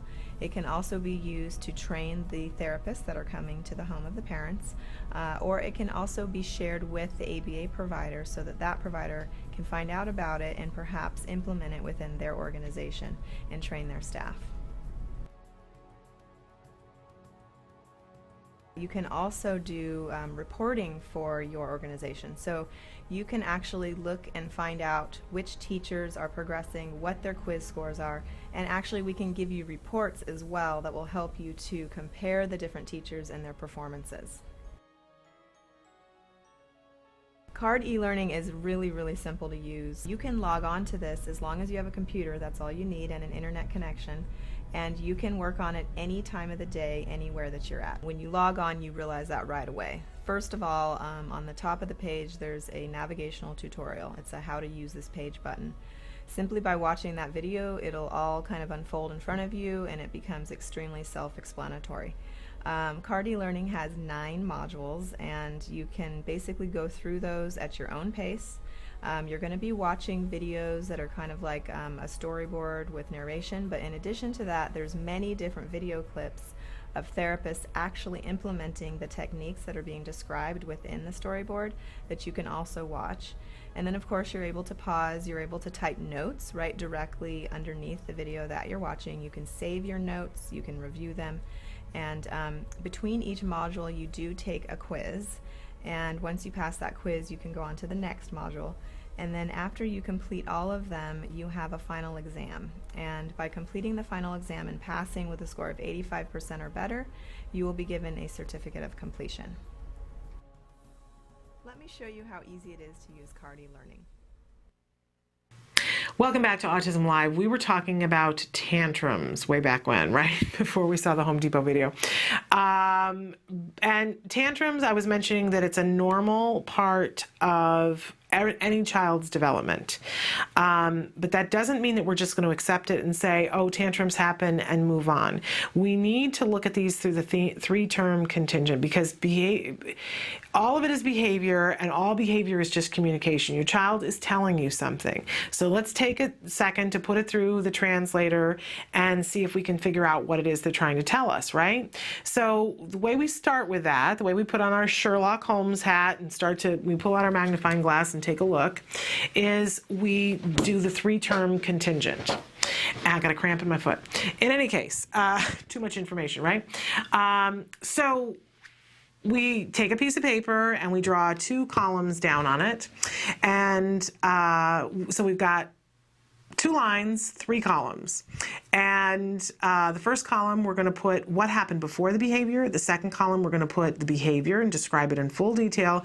Third column, we're going to put the consequences. And we're going to take a look at that and see over a period of time what that reveals to us. Try not to judge it while you're writing it down, because if you judge it, then you're going to skew the information in a certain way. Just the facts, ma'am, right? Isn't that what they say? Just the facts. What happened? What time was it? Start with that. Well, it was at 2 o'clock. And And what were you can start with what was the behavior. I think it's easiest to start with that. And you say, okay, the child was kicking and screaming and throwing things, and they were making noises, and they bit their brother, and they broke a lamp. Great. And that happened at 2 o'clock. And then I think it's easiest to remember the consequences. What happened as a result? Did you give the child a timeout? Did you yell at the child? Did you soothe the child who got bit? Did you pick up the pieces? Did you have everybody have a popsicle? What happened? And then once you've got those two columns, then you can think to yourself, okay, what was happening right before all of this happened? Was it that the two boys were sitting there playing and the younger brother took the crayon away from him, and that started us off on this whole tear? Or, was it something else entirely? And anything that's really important to note, write that down too. So if it, while it's not a pure antecedent, because antecedents are the things that happen right before, but we talked earlier about how sometimes there's other stuff on board that has an effect. So if, 4 hours before the child got woken up from their nap that they usually take and they were cranky, note that so that you understand what kinds of things are happening. And then take that information down over a period of time. You will start to see patterns that you'll see that, okay, this particular behavior, the biting, happens only with the little brother. Or you'll see, okay, well, we're having a tantrum every day at 2 o'clock. Or, oh, we're having a tantrum every day at the same grocery store in the same aisle. You will start to see patterns over time. We talked about the fact that there are usual suspects when a baby starts to cry that we know, right? We know, oh, we got to check the diaper. Oh, well, you got to see if the baby's hungry. Oh, you got to jiggle the baby and pat them to burp them because it might be gas, right? Well, there are usual suspects for tantrums as well. And our 4 usual suspects are, number 1, attention, that they're doing it to get attention. Have you seen those crazy funny videos on America's Funniest Home Videos where there's a couple of them that they've shown over time? The mom's got a video camera, and you're watching through the lens, and you see the child who's throwing the tantrum, throwing themselves on the floor, right? And the mom takes and moves themselves away with the camera so the child cannot see the camera anymore, can't see the mom anymore. But has the camera pointed at an open space, and you see the child stop crying, right? You hear the child stop crying. The child gets up and walks to where they can see the mom with the camera again. They look at the camera and they go, ugh, and they throw themselves back on the floor, and they're screaming and tantruming on the floor, right? The mom moves someplace else where the child can't see the camera anymore. The crying stops. The child gets up, walks to another place where they can be seen again, and throws himself on the floor. It's ridiculous, right? It's hilarious, and we laugh. But the reality is, it's a very clear demonstration that sometimes tantrums are just for the attention. And if the attention is not given, what happens to the tantrum? That tantrum stops until it can be moved to a place where it's getting attention. It's not just one child. Children have been doing this since cave paintings, right? If you're not watching me, there's no point engaging in the behavior. So sometimes it is attention driven. Okay, so that's one of the main usual suspects. Another suspect when a child is throwing a tantrum is that they're wanting to gain access to someone or something or some ritual. This is the child that we see that when they're in line at the grocery store, and these usually, a lot of times, not usually, but a lot of times these are the things that happen in public because the child throws the tantrum, and rather than being embarrassed by your child's behavior, that's when you give them something, right? Access to a tangible, the access to someone or something. Okay, so that's number 2. We don't want to give it to them. We don't want to give it to them because what it does is they learn, okay, then I'm going to do this more often. All right, so that's 2. Third one, escape. To get out of something, you're going to give the child a bath, you go to put the child in the bath, they throw a tantrum. Now you've got to deal with the tantrum and the child is not in the bath. Even if it's only for 10 seconds, they got a 10-second delay on that bath. So it got reinforced, right? And people throw tantrums to escape things all the time. I said the other day, if I could throw a tantrum to get out of my taxes, you betcha I would. I just would. If it worked, you betcha I'd do it. And of course, the last one, which is the hardest one to understand, it's the hardest one to fix, it's the hardest one to diagnose, is when the tantrum, there's something about the tantrum that feels good. You need to realize that sometimes that is a part of it. It feels good. My mother likes to make fun of me because the last tantrum tantrum that I acknowledge. I'm sure I've thrown them since then. But when I was 16 years old and I went to take my driving test, and I'd been waiting to take it, and something happened. I couldn't take the test, and I said to her, she was driving with her friend Marianne, and I said, pull the car over. I'm throwing a tantrum. Got out on these people's lawn and threw myself a good tantrum. And guess what? It felt good. It did feel good. Sometimes just to lay there and kick and scream, there's something pleasurable about it.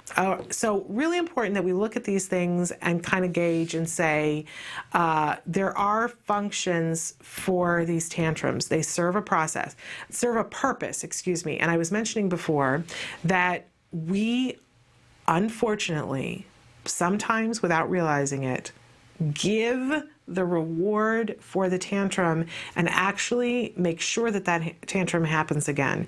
And we don't mean to do it. Who in their right mind would do that, right? All of us. We have all done that. I have done that. You have done that. You're not a bad parent for having done that. But when we can recognize it and go, you know what? Oh, I did that. I don't want to do that again because this is not what I want to teach my child. We have all been in that instance in some way, shape, or form. It happens easily enough. The child, hits their head and cries, and we go, oh, honey, and rub the head. But the child hit their head deliberately to get that attention. I have been guilty of that. The child's freaking out in the aisle in the store, and we hand them something, right? Everybody has done that at some point or another. Really important to know what is rewarding the behavior and to not give the reward for it unless you want that tantrum to continue and to happen more and more often. And if you see that it is happening more and more often, then you know for sure that something is reinforcing it. It may not be you. It may be somebody who's watching. Because if you're trying not to give it the attention, but grandma is coming along and going, why are you so upset? Right? We all want to do that, don't we? There was a child crying in the store the other day, and I wanted to go up and distract the child, and I was like, no, it might be attention driven. Just never mind. Don't give it the attention. Let the parent deal with it. But I talked about this. This was the dad who kept on saying, shush, stop, stop, stop. Don't do that. Shush, shush, shush. I wanted to go over and ram his cart and say, don't give that any more attention. But you have to learn when to say and when not to say, right? And eventually mom did come and took the child away. So the dad couldn't reinforce that behavior anymore. But we have all, mistakenly or not, reinforced challenging behavior before. Forgive yourself. Forgive yourself, but let's educate ourselves to know what those 4 suspects are so that in the future we can look, and even if we make the mistake again, we can say, okay, not my finest parenting moment right there. Catch ourselves, save ourselves, and stop reinforcing it in the future. Again, we want to do, for some instances, we want to do something called planned ignoring, which means you're going to ignore the behavior, not the child. We don't have to comment on everything that our children do. I know from an ex-teacher point of view, sometimes you feel like you got to drill them. It isn't necessary. We can set our priorities. I was sharing that it wasn't that long ago, a couple of months ago, that I was in a store with my son and things weren't going his way, and I could just tell. He got that look about him and he was in a mood, and he was looking for a way to get my attention because he wasn't happy with an answer that I gave. So he was tapping a box so that it was about to come off of the shelf. And it was something that wouldn't break, but he was tapping it and looking at me to see if he could get a rise out of me. He wanted that attention. And I, in the moment, was having a good moment where I was thinking, okay, I see clearly this behavior. He is wanting some attention. I can't give attention to this right now because he's behaving in a way that I don't want. But I need to find the next available moment when he's not doing that I can shower him with some attention and praise him for doing something that's good so I can get us back into compliance mode, right? And so he's tapping the box, and I was shopping, and I could see exactly what he was doing in my peripheral vision, shopping and looking at something and talking to somebody else. And eventually he tapped the box and my hand reached up. It's like that commercial where the mom sticks out her leg to stop the dog from doing something and then raises up her hand and catches the baseball over here while she's filling out her paperwork. We've all been able to do that before, right? So I wasn't really watching, but I reached up my hand, stopped the box from following, and kind of was leading my son over someplace else and getting ready to ask him to do something I knew he already wanted to do so I could praise him for it, so we could move off of this little annoying square. and I was patting myself on the back for the fact that I had not given it attention, that I had not nagged, that's my go-to. And no sooner I'm steering my son away, and the woman walking the other way, she goes, "Oh, nice save, Mom. We really shouldn't be trying to knock things off of..." Right? And so she gave it the attention. But I chose in that moment to completely ignore her and not give her any attention, hoping that my son wouldn't pay too much attention, steered him down the other aisle and acted like I hadn't even heard her, right? It was rude.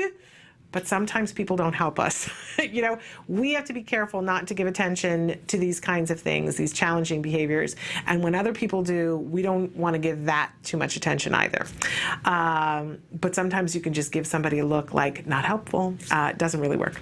In any case, we look for those 4 usual suspects. And if we see, for instance, that it's something like attention, I'm thrilled when it's attention, because attention is easy to solve. You need to get out of the moment that you're in safely. I blocked so that he couldn't knock the toy off the shelf. And then you want to redirect and get them to do something as soon as possible so that you can give them the attention that they're asking for. We always want to redirect them into something where the positive attention is a possibility. And what happens when we do that is we get a compliant child. It really snaps them out of it very quickly. I know when somebody first explained that to me, I said, it can't work. It can't be that easy. It just can't. Guess what? It is. Maybe it's a little bumpy the first couple of times you do that with a child because it's unexpected for them, but believe me, it's worth the investment in time, because you will be able to snap your child out of potential tantrums very quickly when it is attention driven. The other things, much more difficult, especially the self-reinforcing. I would really encourage you, if you're having a lot of tantrums and they're increasing in severity, they're increasing in duration, to not try to tackle this completely by yourself. There are a lot of wonderful BCBAs out there that have experience with autism and have experience with tantrums. That's exactly what you want to ask a BCBA. Do you have experience with autism, and do you have experience with this specific behavior that we're trying to target? Have them come in, have them find the function of the behavior, have them give you a behavior intervention plan and to tell you step by step of what you should do when the behavior happens, so you're not reinforcing it. And what you will see, if you've gotten a good BCBA and they got the actual function, is that challenging behaviors will decrease, and they will decrease quickly. It's really kind of amazing. I always refer to ABA as the autism miracle in my living room. We don't have to, tantrums are going to happen, right? Especially as they're gaining those functional communication skills, which, by the way, at the same time, we have to be teaching those functional communication skills and rewarding that. Right? Because that is going to take the place. That behavior, communicating to you their needs, is going to take the place of the tantruming behavior. But if we can do that, teach the functional communication skills, and if we can stop reinforcing tantrums, they do go away. They absolutely do. And as I said before, your child is happier. Hey, it takes so much less energy to ask for something than to throw yourself on the floor and hit your head on the floor for it and hope that you get it as a result. It's so much more effective, and they understand that once they get it several times in a row. So call on a BCBA. Don't give in to the temptation to say, there's nothing I can do about it. It's just autism. Show me in the diagnosis, whether it's the DSM-4 or the DSM-5, nowhere in there does it say challenging behavior tantrums. It's not there. It's not there. It's a byproduct of some of the things that go along with the things that are there, but we don't have to accept tantrums forever. Just for a period of time, and we can work on those very effectively by giving them skills to take the place. Okay, we have to take a break, but when we come back, we're going to be joined by my fabulous co-host for Let's Talk Autism with Shannon and Nancy. Nancy Allspot Jackson's going to be here. You guys know her and love her. She is the executive director of Autism Care and Treatment Today, a wonderful organization that's granted more than $500,000 at this point, a fabulous, fabulous organization that gives money to families for the things that they really and truly need. Nancy is going to be with me for this next hour, and we have a very special guest today, Joey Travolta from Inclusion Films. He's going to be talking with us about how we can help our children by helping them to be filmmakers and all the different things that it can do for our kids. I'm particularly really excited to hear about that because my little guy wants to make a movie. So we're going to be thrilled to have that with you. Stick with us, and we'll be back in just a few minutes.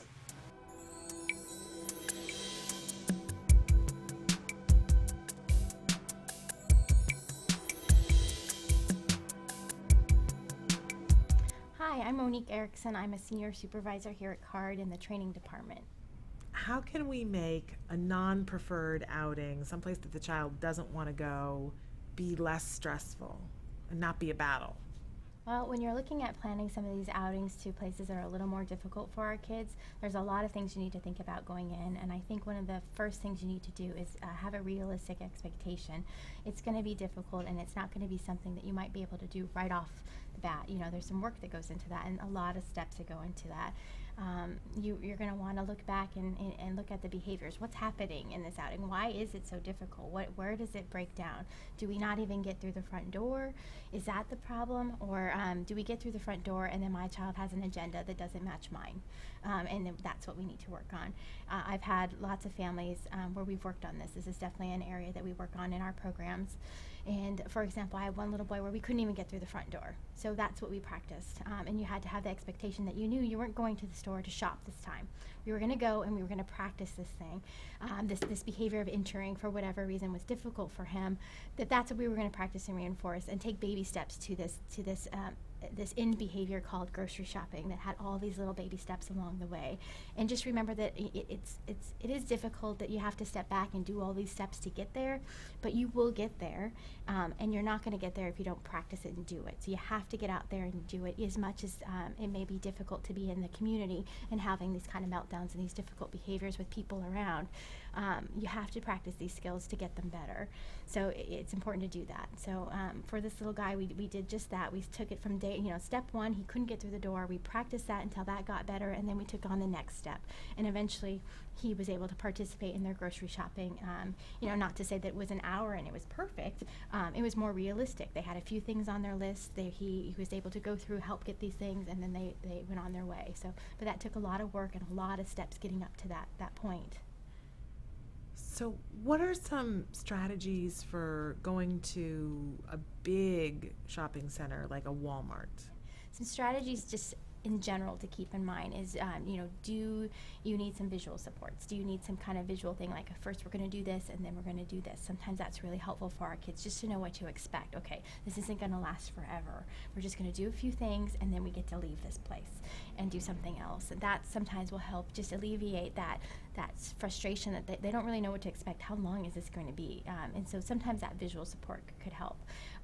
You want to practice this realistically. You don't go from never having these outings to an hour. So you're building up systematically to these longer outings, so that eventually you get to a point of some duration that you can actually do something functional in that. You can actually get some items in the store and when you go there, versus just practicing a couple minutes here and there.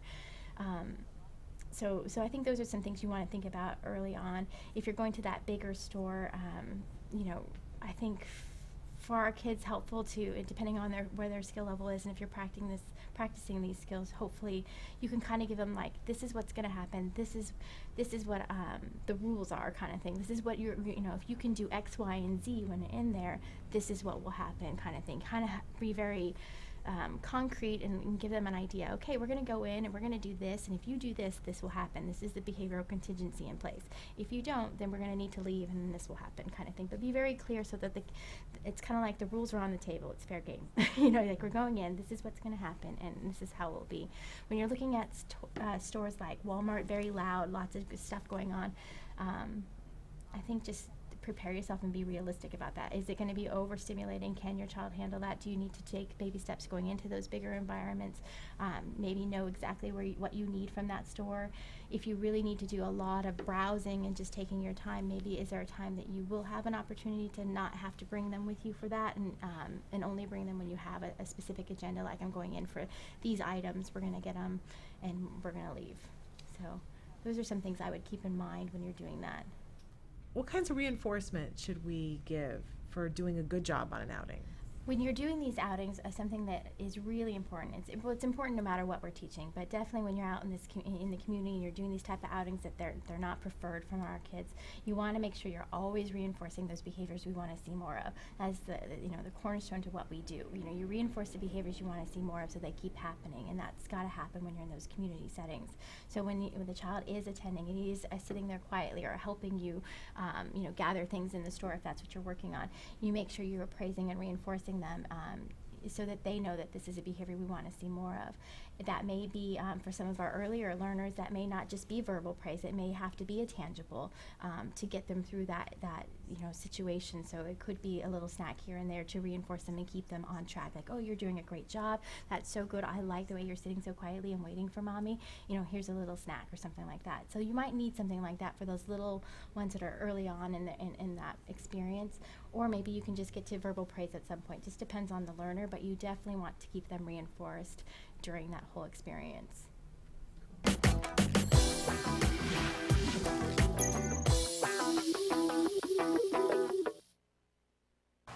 Hi, and welcome to Let's Talk Autism with Shannon and Nancy. I'm Nancy Alspaugh-Jackson. And I'm Shannon Penrod. Welcome. It's so great to have you here. I love being here. I love talking with you, catching up with you, gossiping with you. I know. It's a very fun time when I get lonely without you here. Okay, and I'm excited about our guest today. I know. Yeah, I saw him coming in the parking lot. He's very handsome. He is very handsome. Yeah, and it's Joey Travolta. Yes. And he has done so many great things for our kids on the spectrum and other kids with disabilities and delays, and we're going to be talking to him about his work and about a very exciting project he has with ACT Today, with Autism Care and Treatment Today, a film camp coming up this summer. Which is so exciting, so exciting. It's kind of been a big week in the news, too, and I'm sure that you saw that the Combating Autism bill has passed the House of Representatives. The House of Representatives. It's moving to the Senate. Thanks to our friend Congressman Larson from Connecticut, who I spent some time with back in New York when I went to the Autism Speak Salute to Military Families. Fabulous. What a dynamic man he is, and really sees the need to help our military families with their kids where they really need it. 1 in 88 was the last number. It's higher than that now. The Department of Defense has not done recent studies, but we know it's higher than the general population. We don't know why. We don't know why. And we know that it can be added stress because the family's being deployed, having to move once every 2 years on average.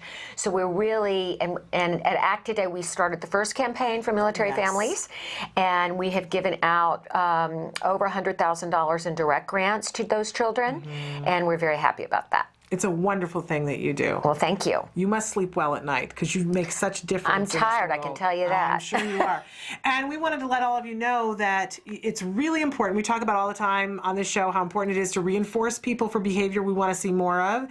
So we want to encourage you to reinforce your representatives for having passed it. So you can go to www.autismvotes.org and click on your state. It'll let you put in your zip code. It'll give you a form letter that you can send out to your representatives and say thank you. Reinforce them for that good behavior, and while you're there, you can also click on the Senate portion and send them a letter letting them know how important it is that they also pass it. This is the bill that's going to help our military families. Yes. I mean, one of the big things that I know from it is that so many of our military families, when they leave active service, their children lose their services. They do, and this bill will stop that. Yes. So important to support. Very important. Very important. Okay, in the news. Yes. We have two studies, the particular note that we wanted to talk about today. A study that's going to be in pediatrics coming out very soon. Researchers looked from 2007 to 2008, and they figured out the unemployment rate of young adults with autism is extremely high, that within 2 years of leaving high school, more than half of those with autism had no job experience, no college, and no technical education. Okay, this is really more than half after 2 years leaving high school. So basically what we've got is this services, and those services are hard fought for and won, as we know, Yes, being, absolutely. for all parents. Then the services continue after high school. Yeah. So what are we going to do about that? How are we going to change that situation? As a lot of our children are aging upward, including ours. Yes, absolutely. And, there's so much of an emphasis on early intervention. We have to keep the care and treatment going for the teenagers and the young adults. We have to make them viable, functioning members of our society, or the whole society is going to suffer. Don't you agree, Shannon? I absolutely agree, and I think that, we all need to pitch in and do something. We need to come up with solutions. We need to look to our schools. I know they're overtaxed already, but it is part of their IEP process that they're supposed to be preparing them for the real world and things that happen after school happens. In the next decade, nearly 500,000 autistic children are going to reach adulthood, and they're going to be searching for employment. Yeah. Are you going to be part of the problem or part of the solution? Are you going to provide jobs to these kids? Are you going to help mentor them? Are you going to help coach them, give them skills? Everybody needs to be doing that. We're going to be talking to Joey Travolta about that. He's doing his part. Yes. His is one of the few programs that I really am aware of that gives really solid training to these kids. And he's got some exciting things to tell us about studios and entertainment companies that are hiring the kids coming out of his program. Which is really amazing, and this is what one person can do, so I'm excited to talk to him about that as well. We also saw, kind of hand in hand with everything else, that there's a new study that was funded by Autism Speaks that has come out, and the University of Pennsylvania and the London School of Economics. They looked at several different things, including cost of education, healthcare, and tried to put a price tag on what autism actually costs, right? How frightened are you? I'm scared, right? Okay. And here were the numbers that they were saying that it's going to cost us all $137 billion. Okay. That 1.4 million in a lifetime was kind of an average. But if there's anything in addition to the autism spectrum disorder, if there's an intellectual disability, that we're closer to $2.3 million. And as we know, intellectual disabilities come with autism because the inability to communicate and to socialize will often result, or self-stimulatory behaviors will often result in intellectual disability, not because the child doesn't have the intellect, but because the behaviors inhibit intellect. So at least I know that in the case of my own son. Mm-hmm. So the cost, astronomical for our American society as a whole. Mm-hmm. The cost to parents, huge. The stresses for parents, huge. So once again, a reason to hire our kids, to get them the skills they need, to get them higher education, to get them technical skills. Yes, especially because one of the really most interesting things about this study is that they discovered that the vast portion of what it costs happens in the adult years. And this is the argument that we've been making for years, that California said we want to fund these regional centers to give these kids the care they need early on, because if it costs us $250,000 across these 3 years for ABA, it's going to save us $1 million later on. And this study definitely backs that up. It says the vast majority of that 1.3 or 2.3 happens in the adult years when they are underemployed or unemployed. Okay. So a big reason for all of us, when people say, why is this my problem? Well, it is because if we don't get these kids help, they are going to be your tax problem. So something to be considered. In any case, we have fun things to move on to. Yes, we do. And we're going to take a break, right? And then we're going to come back with Joey Travolta. When we come back, stick with us. Back in a few.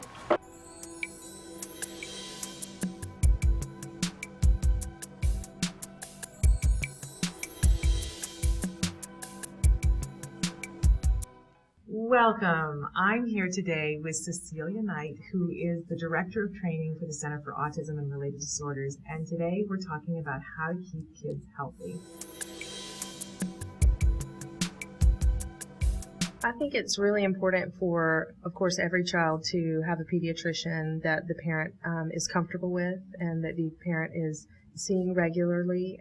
someone who's an expert on autism, who understands the issues related to autism.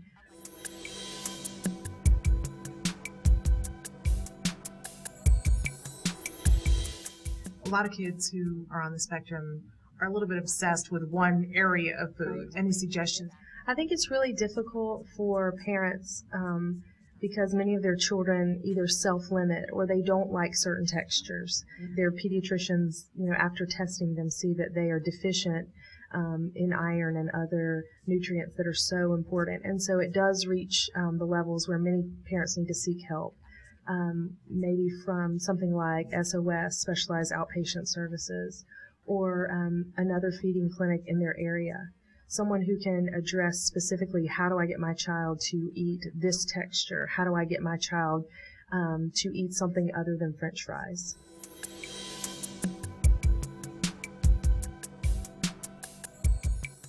So what advice do you have for parents in terms of realizing what's the autism and what's something else that has to be addressed? As we all know, every child is different, and from one child to the next on the spectrum, their symptoms are different, and what they struggle with medically is different.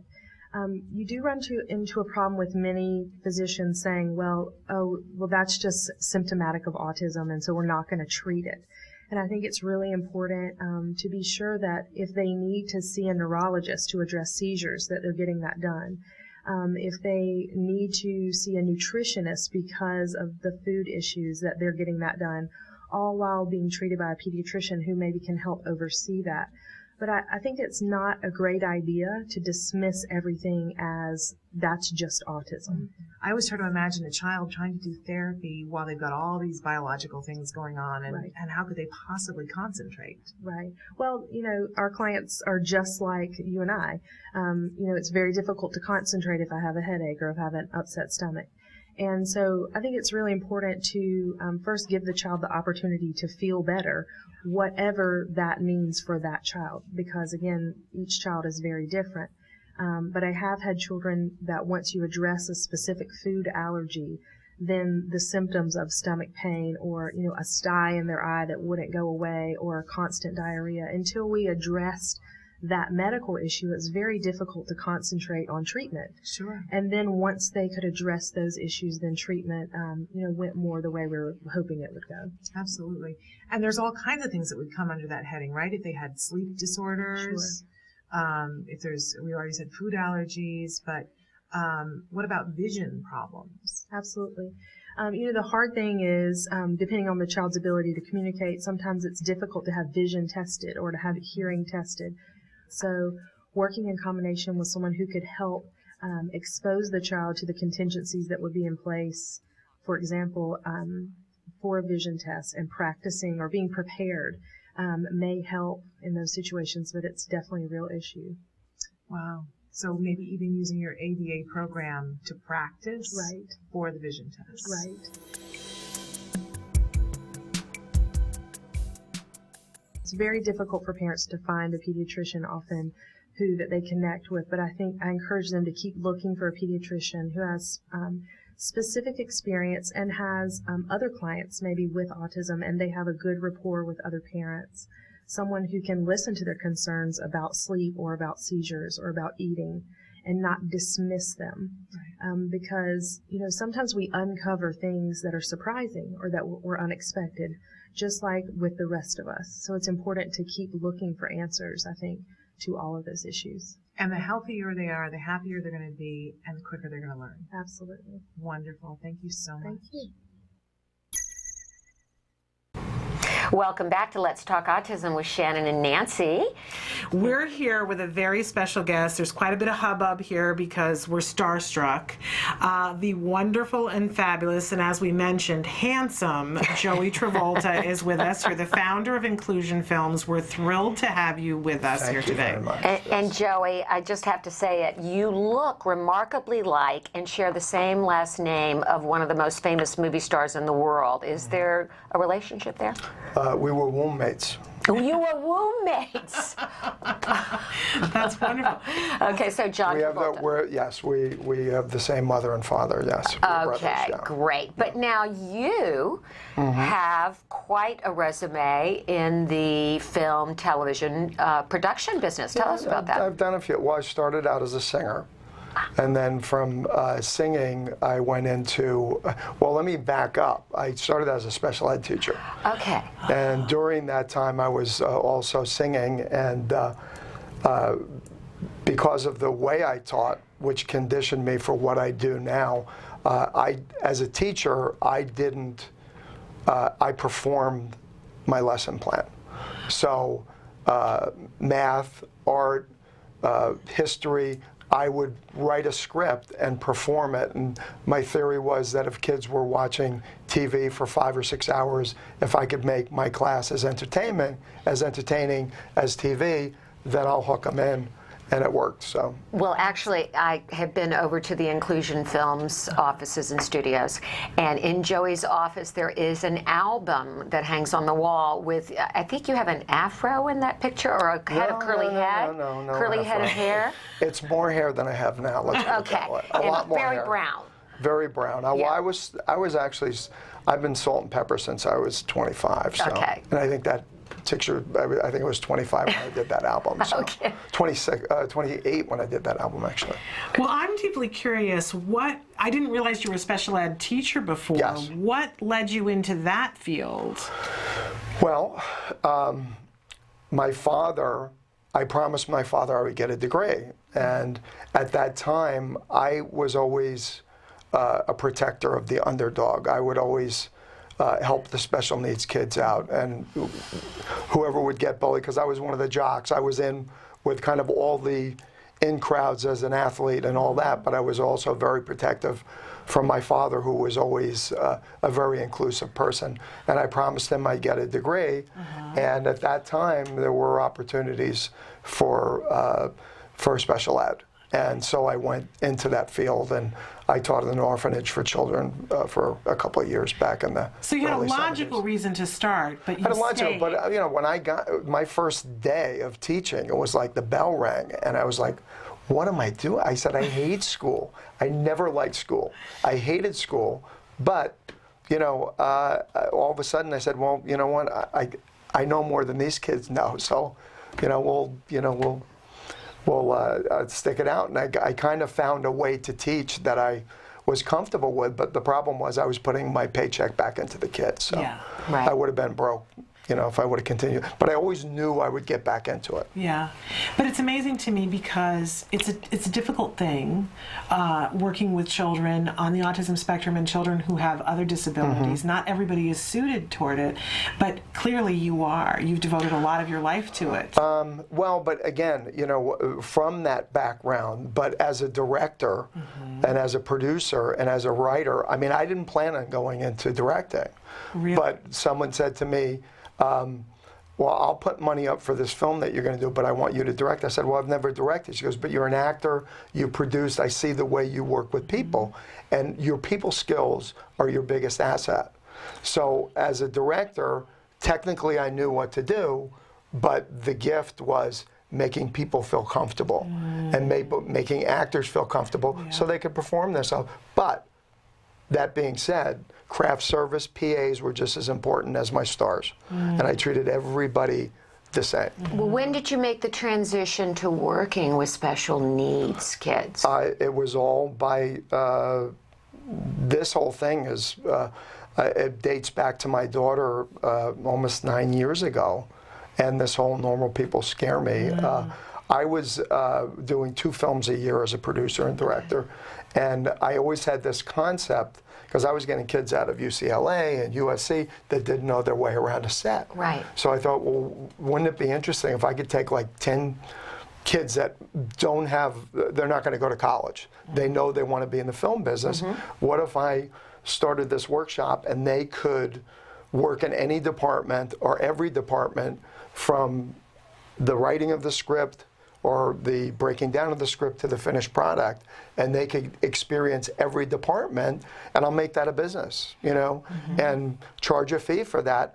but they'll never be able to get that in college or anywhere. So it was a practical film experience. Right. So put that on the back shelf.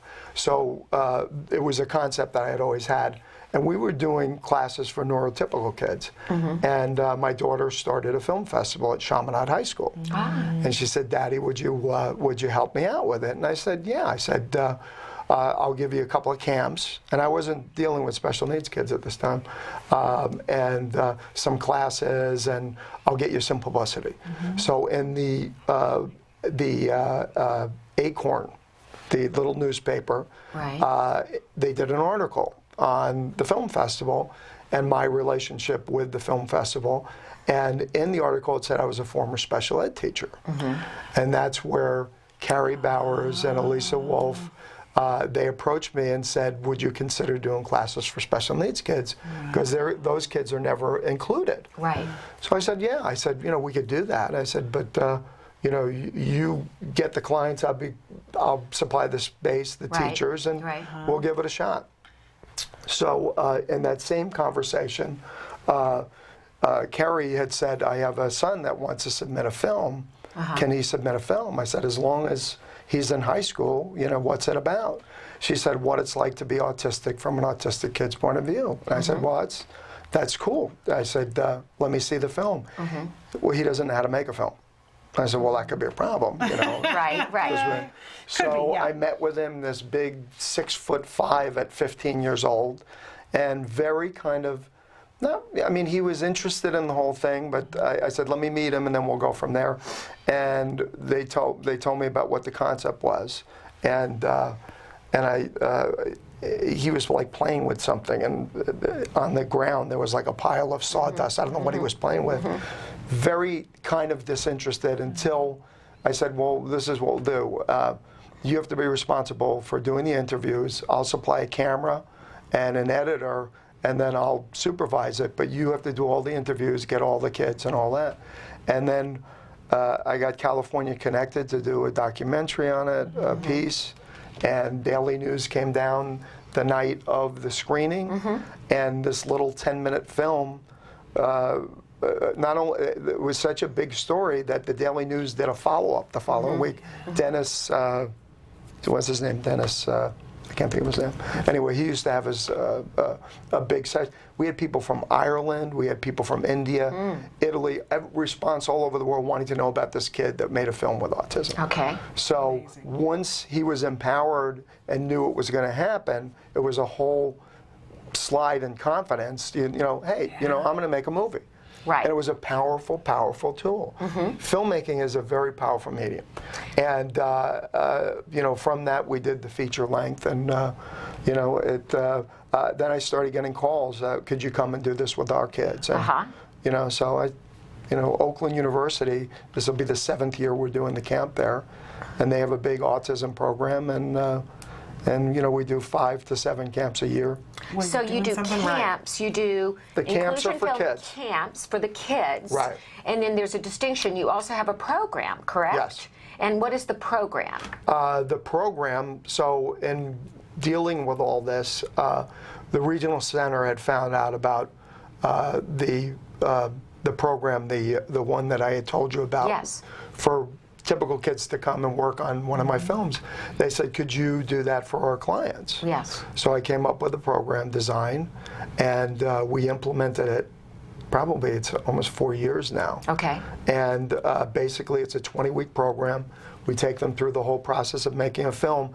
Originally, we were going to have them work on films that I was making, but it was so hard to time a film and how that works with financing. So I came up with the concept of, well, let's develop a film in-house. Okay. And it's the same process, whether it's a 20-minute film or a 2-hour film or a $10,000 budget or a $100 million budget. The process is the same, and the process is where you learn. Okay, and what ages is that aimed at, and how it's do they get 18 and above. 18 and above, It's and how do funded they through get the into regional it? center. Okay, and do they go to Inclusion Films, to your website to apply? Do they talk to their regional center They about talk it? to their regional center coordinators about it. Okay, Yeah. We do have some private pay, because there are kids, Aspies, that fall through the cracks. Sure. And really, I designed it for the higher functioning autistic. And for our viewers who are not in the state of California, is it possible that somebody can come from out of state to join the program? Okay. Absolutely, and we're both in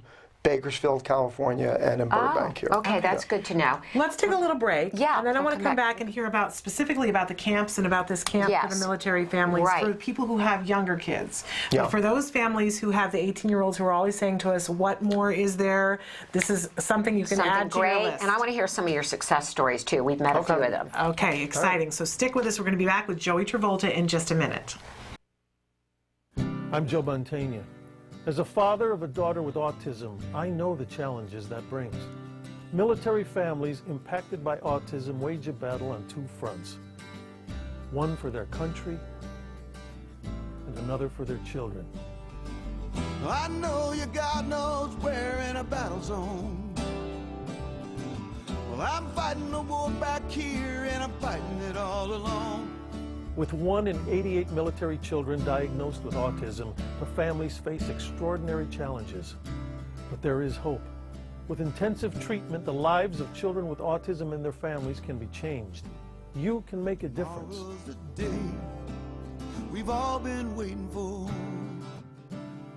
Maybe tomorrow. To learn how you can help a military child with autism, go to acttodayformilitaryfamilies.org. Thank you. Maybe tomorrow.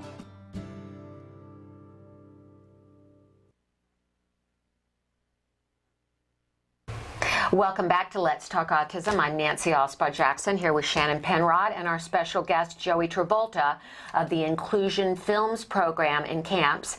And Joey was just telling us how he got into working with special needs children. And now we were going to talk to him about how those camps work and the program works. Yeah, because you mentioned you have this program for the older kids, 18 and up, but you also have camps for younger kids. Yeah, and that's, I've been doing the camps now for 7 years. They're generally 50 kids. Okay. We try to do a mixture of 35 with autism and 15 neurotypical to make it a full inclusion. And a lot of times it'll be siblings, so they get to meet other kids that are dealing with the same thing. And basically, it's a 2-week camp. It goes from 10 to 3, 5 days a week for 2 weeks. And it's like the workshop. We just take them through the process of everything. We always have a theme. We've done themes like the really, really, really late show. And it was, we'd have the host. And then generally, we break them into 3 groups, and each group makes a short film. Okay. A 3 to 5 to 7 minute film. But it usually goes into a show. We did The Junior Apprentice. I played Donald Trump. I had the Reagan. And the assignment was to make a PSA for autism. Okay. So did you wear a comb over? I wore a comb over. It was actually, I had a lot of fun doing it. I'll bet. And then this year we're going to do a takeoff on 60 minutes called 30 minutes. Oh, how wonderful. So we'll have the 3 hosts and do it just like the 60 minutes, but 30 minutes, and people will come on talking about their films. Yes. And this is the workshop we're doing this summer with Joey and in partnership with Cox Communications and Act Today. And it is designed primarily for military children in the San Diego area or wherever. And it's going to take place in the San Diego area. It's from June 18th to June 29th. We have about 25 applicants right now that have been approved. So we have room for 25 more, a mixture of kids with autism and their siblings. And we want to encourage everybody to go online. I think Emily has the link for that. She does right there. You can call us. You can go to that website address right there, acttodayformilitaryfamilies.org/Cox Film Program, and or call our number there. We are very excited about this and the opportunity to work with Joey, and we hope to be doing more of these camps around the country to help our kids on the spectrum get much needed job skills and just great social skills and all kinds of things that they come out of this with, which I'm curious, what what kind of transformations have you seen with some of the children who have gone through your camps? Especially the Detroit camp, because it's now 7 years and I've been watching them grow. Yes. And, you know, when the very first year we did it, the dean from the college, we were having dinner after, and she said to me, she said, "You don't know how special this camp is." And I go, "Oh, well," I said, "Thank you very much." She says, "I've been watching you work with the kids and your staff work with the kids." And she said, "In all the films that you made, how many films have you made?" And I said, "Well, 20, 25. She said, "Have you ever changed someone's life?" And I said, "Well, you know, I entertain people. I don't know about changing their lives." And she said, "We don't know who it is in this group, but there's at least 10 to 12 out of this group of 50 that you will have impacted their life forever." And I'm thinking, wow, man, that's like, it was such, and now, you know, we expanded to 7 cities and, you know, worked with thousands of kids over the years, and we're seeing that. We're seeing them want to go into the field. But the big thing, and we've made provisions for that, is the transition. Because transitioning out of school is very, very difficult. Oh, yes. We were talking about that at the top of the show. Tell us a little bit about some of the transitions you've seen. And you actually do have graduates of your program in camps that are going on to work in the film industry. Yeah, well, not so much the kid, because most of the kids are just younger coming. kids. But two of them work full time for me now.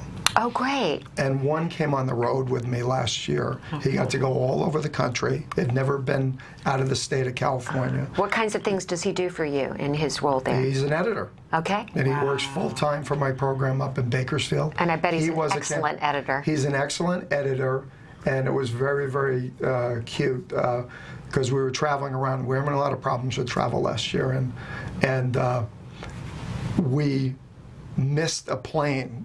A plane was canceled. We get to Houston, and 2 of our employees are on the spectrum, and I had 2 other employees that were going to be left behind going to Pittsburgh. So I gave one of my guys, I gave him, you know, a credit card and cash. I said, make sure they get on the next plane, because I was going to open the camp. I said, if you need to take a hotel, that's okay. Make sure these guys, they're the first ones on the plane. Okay. Well, one of the other employees was his first time working. He really wanted to get on the plane, and he, you know, like kind of pushed his way on the plane, and so he got on first, and my other guy made sure everybody was there, and they almost didn't make it. They ended up getting upgraded to first class. And the other guy was mad because he didn't get out of first class.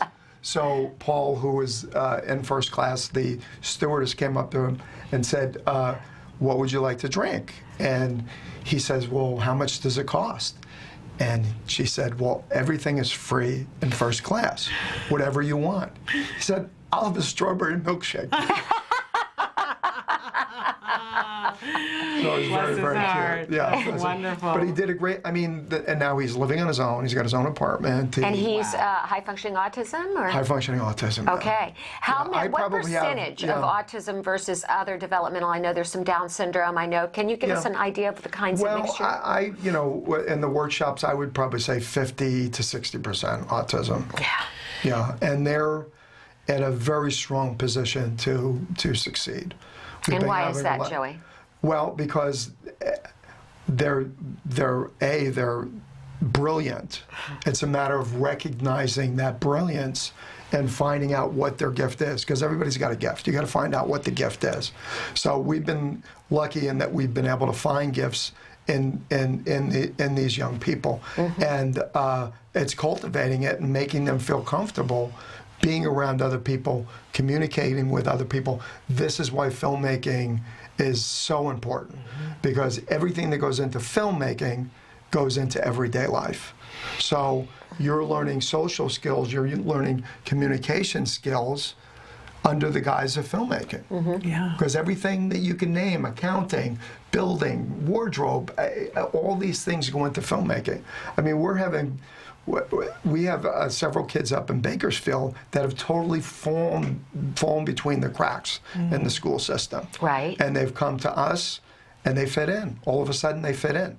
It's such great. How do we get this message out to the rest of the world, to the film industry, to? Well, there was an LA Times article on inclusion films, and from that we've been getting quite a few calls.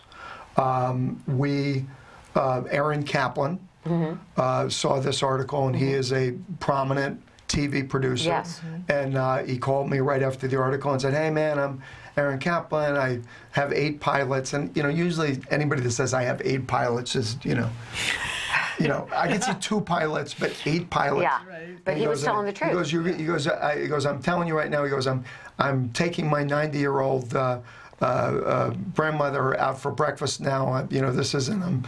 I'm not throwing the bowl with you. I really want to help."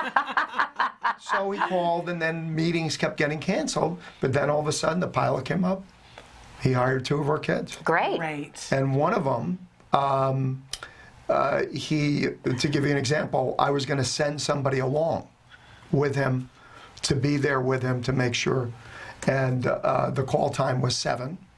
And at 6 o'clock in the morning, he was waiting. Oh. So as the crew pulls up, there he is. Right. And 7:30, Bill, who works for me at the office, calls me. He goes, "They don't need me here. He's already working. He's already working." And now they're going to hire him on to work. It got picked up, so he's going to have a full-time job. How great is that? How great is that? Now, we met a young woman that has been part of your program, Danny Bowman. Brilliant. Is that her name? Yeah. And tell me about how she has written 2 books, and they with her special animation. And can you tell us a little bit about Danny? Well, John Martin and myself, we were writing a screenplay, and this guy, Richard Willich, who had funded a couple of camps in Jacksonville, had the story about a baby bull. Yes, that he owned. Holding the bull, and he hadn't even met the writer yet, John Martin, who has a daughter with autism. Okay. And said, he comes in, he goes, "Hey, boys, I got a problem." "What's the problem?" He goes, "Well," he goes, I got to go talk to the school district, and they want me to read this Dr. Seuss crap. I don't want to read that Dr. Seuss crap." He goes, "I need you 2 to come up with a story."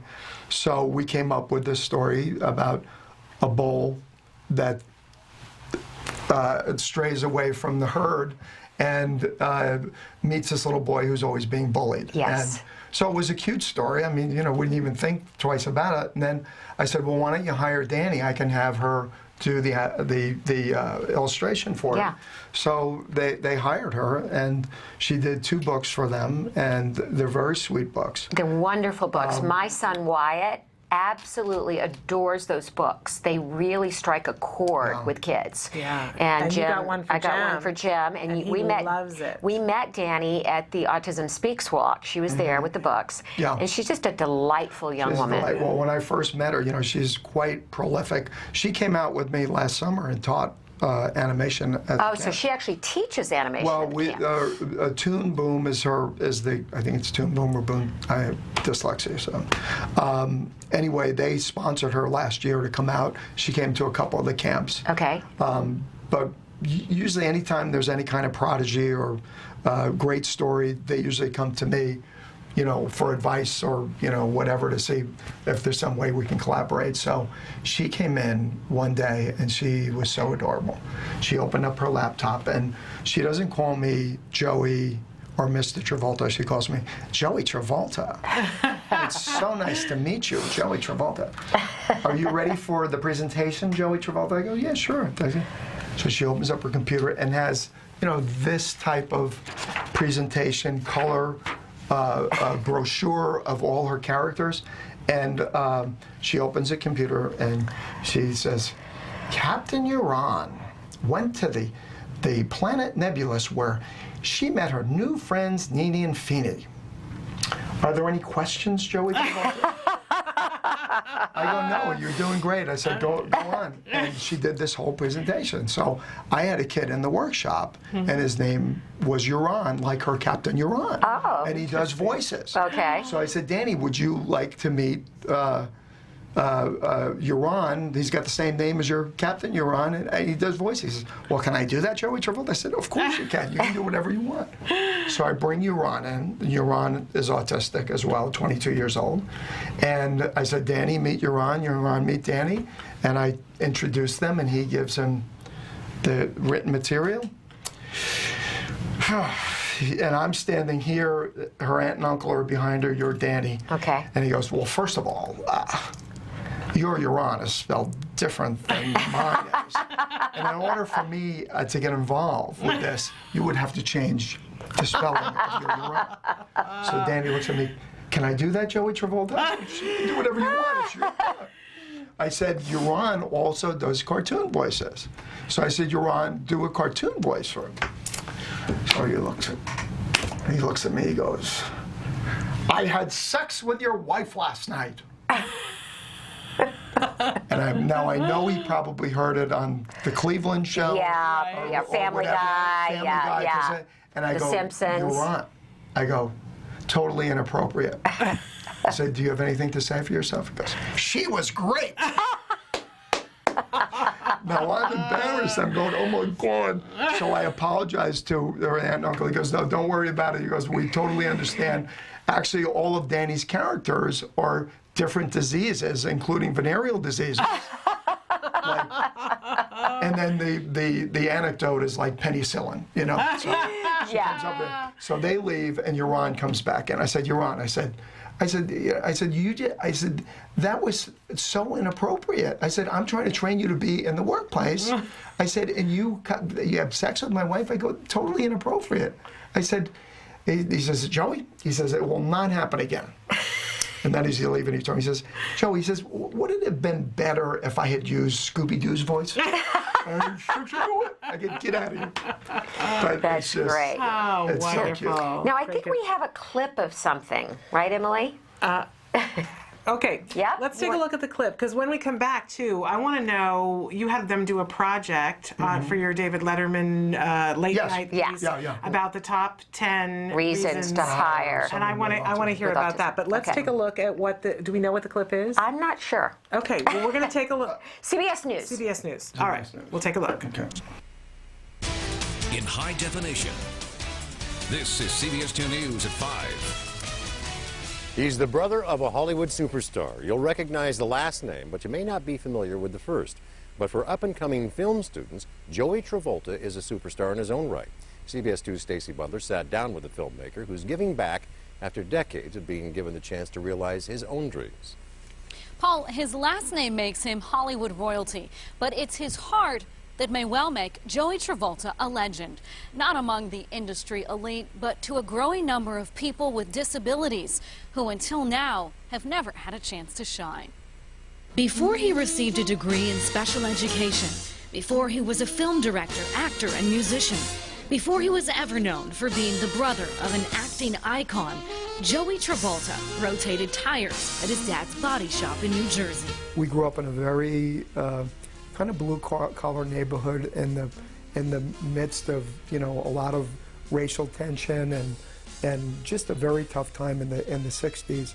And my father was just, everybody was welcome at our table. He treated everybody equal, and he treated everybody with respect. And that's what, you know, when you treat people with respect, they'll treat you with respect. And that's something that my father taught me. Now, 30 years later, You never know what can happen. Joey Travolta, I believe everybody has a gift. is putting the lessons his father taught him to practice.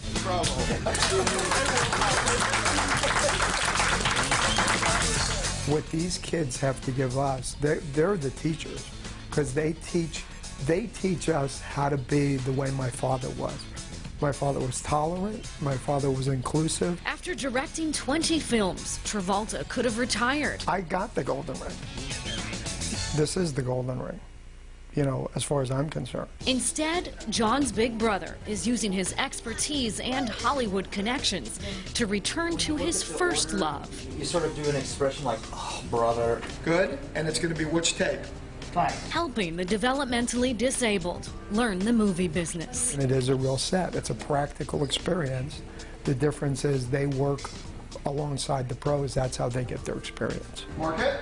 Inclusion Films started as a short film camp. 2 parents who have children with autism had approached me about doing classes for special needs kids.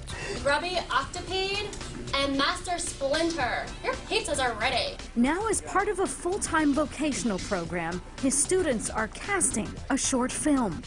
An actor comes in, and I'm sure they think it's, what is this, It is the first film written and directed by a Southland man who has autism. Working on a movie, it was like the one time I didn't feel like I had anything wrong with me. But some do find work as editors and production crew. This is the first time in my life that I can sort of be myself. In an industry known for casting off those who don't fit the mold. How many times, when someone with special needs are asked their opinion on something, and, well, what do you think about this? Joey Travolta makes it his business to include them. I feel like everything in my life has brought me to this point. I want to be remembered for the work I'm doing now, I'm hoping that someday, Tyler or one of these other kids, make their own film and, go on to do great things. And that they become someone who's appreciated in society. Inclusion Films relies on a number of sponsors, including the Lanterman Regional Center. A spokesperson there called Travolta's program visionary and invaluable to the students. For more on Inclusion Films and autism, just go to our website, cbs2.com, and click on Seen on TV. Laura? All right, thank you so much, Stace. A controversial law that allows terminally ill patients to end their lives when Okay. Back. So inspirational. That gave a great overview. It just occurred to us we should have shown that at the top of the hour, but that's okay. Now people know more about Joey Travolta and your wonderful program. And Shannon and I were just saying, we have to salute the regional center for seeing the value in this. Absolutely. Yeah. They also see the importance, and it's been a problem trying to get people to hire. Sure. And I guarantee you, when you hire, they will be the best employee that you have. What a wonderful endorsement. It's just great. And you mentioned that you did this project late night, and that they did the top 10 reasons why you should hire someone with autism. We did a takeoff on the Letterman, and they did the whole roll down, and it was the #1 reason to hire people with autism. Okay. And that is that someday they could be your boss. I love that one. In the light of all the, tech companies and all that. Yes. Especially in the television business and the film business, Yeah, absolutely. We know that, look at Mark Zuckerberg, not your average guy there in the hoodie and the, the things he does. Exactly. So you never know where your next genius billionaire is going to come from, people. That's right. So, and Joey, I had a great experience being interviewed by another Hollywood royalty in a family of Hollywood royalty, Joe Mantegna, the great actor, who is the star of Criminal Minds and is also very active with Act Today and our program for military families. He hosted our PSA that runs, and he also is the host of our golf tournament later in August. And Joe's daughter, Mia, attended your program. And she's a makeup artist too. She's a makeup artist. She's a doll. She's just, she's very into dates and birthdays, and first thing she'll ask you is, "Oh, hi, what's your name? And when were you born?" And then you were Libra, whatever it is. And then she'll never forget it. Right. And she's so cute because I always say, "Oh, Mia, you're never going to remember my birthday. October 14th, 1950." She's a beautiful young woman. And she's a very good makeup artist. We have our own little show, Mia's Makeup Club. Great. Wow. And she also did a wonderful job. CBS, who has another great supporter of the autism world, Steve Malden, who has a daughter with autism. He ran a segment on Inclusion Films, and Mia was the reporter, and she interviewed me as part of that. And she just did such a great job.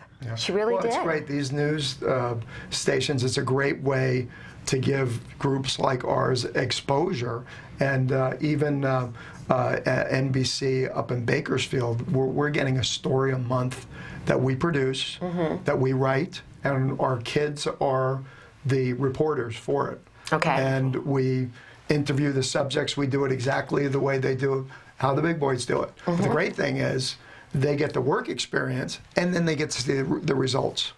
Wonderful. And I think that's one of the great things about filmmaking is that you do see results. Yeah, absolutely. There's an end product. Yeah. Whether you were a grip or electrician or an actor or a writer, because there's so many facets of filmmaking, you become a team, you become a family. And that's what they're excluded from. They're a part of a gang. Exactly. Filmmaking gang. It's a wonderful thing. What a group to be part of. And as a parent, I am so interested in this. I mentioned before we brought you in that I have a son. He's turning 9 in a week and a half, and he has been dinging at me forever. He wants to make a film. He has an idea for a film. He wants to make a film. So this is of deep interest to me. But I'm curious, as a parent, how you deal with kids of different abilities. That you've got a group of kids. We have a bar that we raise. Okay. Okay, and we expect the most out of it. I love that. And wherever they start, we help them and lift them up. You assume intelligence. You assume ability rather than the opposite. I don't talk down to anybody. Thank you. Right. I don't. The way I talk to you is the same way I talk to the kids, and my staff is like that too. I have a great group of people that work for me. Yeah. I am an opportunity creator. Yeah. I create opportunities for people. Yeah. And it just happens to be through filmmaking. Well, it's a wonderful thing. You're the real deal. It's a very cool I am thing. the real You deal. are the real deal. I want to say one more thing about our camp that's coming up. Yeah. Cox Communications, who has partnered with us on this and funding that's it. Fantastic. They are planning on, we're going to be showing the film at the San Diego Film Festival. Yeah. And we're going to be having a big red carpet premiere down there. So this is going to be a really great opportunity. And I think it's tied into the San Diego Film Festival. It is. It's tied into the San Diego Film Festival. We're going to have a red carpet premiere of the film, so the kids will be able to go to that. And that's the most exciting thing when they see it with their families and they see their name up there and see them. Because I do the greatest part of for me is doing interviews. I interview the kids. Right. And last year we did this whole segment on who do you look up to, and they would talk. Oh, my mom. I said, one to the camera. Tell your mom, tell your dad how you feel. Just right. So I had this one kid, and I said, who do you look up to? And he said, the ceiling downstairs. That literal thing. I said, literal. Well, I said, I want you to tell the ceiling downstairs how you feel. He gets up and walks out of the room. He was going downstairs to tell him. It's a great story, the literalness of it. But you have been such a great guest and so wonderful. Energized. I know both of us, Shannon and I, oftentimes we have guests on the show and we're just like, wow, to see somebody that's doing such great things with our children, such practical, needed things is just so inspiring, Joey. And just as a mom of a child with autism and the sister of a brother with Down syndrome. Yeah. We're all in this together, and we want to make it the best for our kids, and that's that's what we do. I want to go briefly over some of the logistics because we talked about 3 separate things that parents are going to want information on. So if they've got an 18-year-old or older that they want to get into your program, who do they need to contact? Well, they should contact their service coordinator. Okay. And if they're not, just getting in touch with us through the website, Inclusion Films. Okay, because if you're in California, it's covered by the regional center, which means they're going to be able to do it And they got free. the email up there. One of the things that we do in Bakersfield, we even have kids in Kern County that come from outside, and they stay at a hotel and they provide wraparound service, and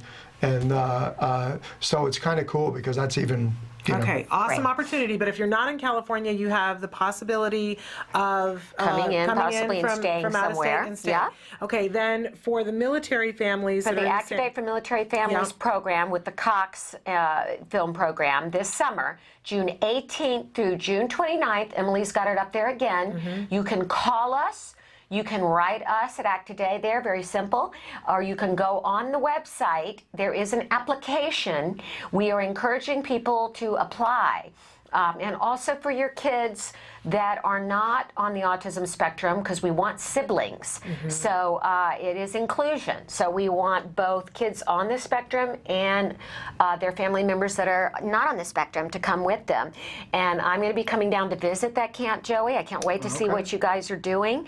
And then we're going to have that big red carpet premiere later, I think in the early fall. And it's going to be such an amazing experience for our kids. I really encourage you to go after this program. And then for families who are not military families, who have younger kids who want to do one of the camps, you do those in 7 different cities, did you say? Yeah, well, we've done them in 7. This year we're going to be in St. Mary's. Okay. Up in the Bay Area. Okay. Then we'll be in Pittsburgh. Okay. And then we're going to be in New Jersey. All right. At where I went to college. Well, where I went to junior college. It's now St. Peter's College now. Okay. And then in Detroit at Oakland University. But they list it on the website. Okay. Wonderful. So go to the website. That's where you're going to get the most information, because this is a wonderful opportunity for all and of our you know, kids. maybe there's if there's something where a family's interested and they can't get it through regional, maybe they could apply for a grant through Act Today. We could maybe work on that too. Wonderful thing. Okay. Thank you so much for all the work that you do and for coming here and sharing with us. Thank you. It's always a pleasure to see you. We're going to take a short break, and then we'll be back to close out the show. Stick with us.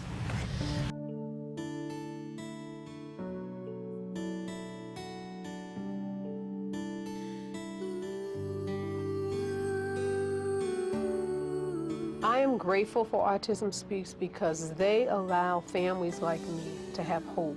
They're working towards having these children live better lives. There's a space for you.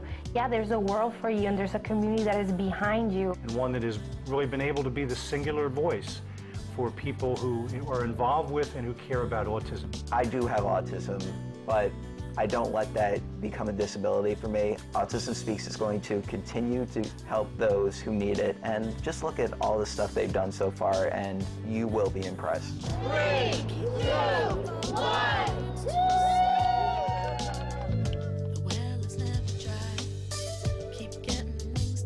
And you need to support the walks. We have to raise awareness, but we also have to raise funds to do the work. I'm grateful for Autism Speaks for one main reason, is they are allowing me to focus on the research. The work that Autism Speaks has been doing is critical for keeping autism research on the radar screen.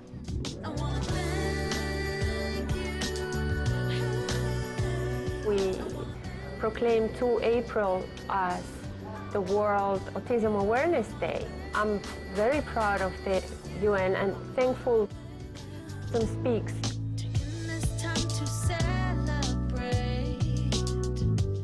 Getting the health mandate bill passed in New Jersey particularly, we needed to be able to make an argument, not just do this because it's the right thing to do, but do it because it's cost effective. When everyone else told me nothing was wrong with my son, I got information from a website that told me something wasn't right.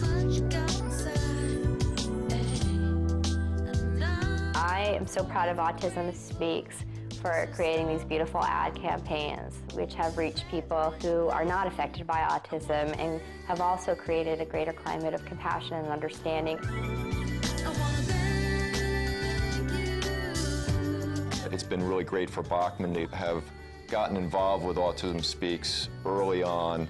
I think everybody here feels like they really make a difference. To make sure that we generate as much money as we can for Autism Speaks so we can all solve this puzzle together.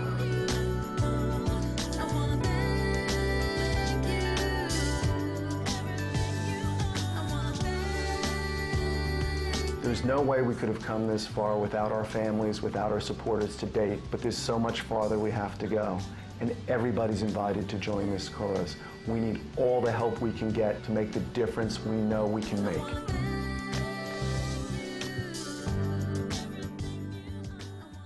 Welcome back. Well, that was just so energizing. I so enjoyed having him here. But I before the show ends, I know that you're flying off this weekend and you're going to be doing a very big speaking engagement, which we want to talk about. Flying to Chicago for the Autism One conference, and I'm very excited about it. I'm going to be speaking on Saturday at 3 o'clock.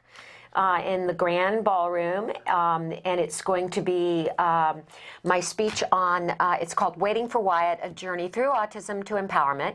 And it really is about how, as a parent, you don't look at it anymore as a disability, but an opportunity, and the amazing pathways it opens in your own life, and how this journey has brought me really fulfillment that I never would have dreamed that I think all parents can experience as parents of a child with autism. Well, you're a dynamic woman and a fabulous speaker. Everybody who can get to that should. If you can't, it'll be available online. We're at the end here, but we will see you not next week, but the week after. Week after. So until then, please give your kiddos a hug from us. And Bye-bye have a great 2 weeks. Yes.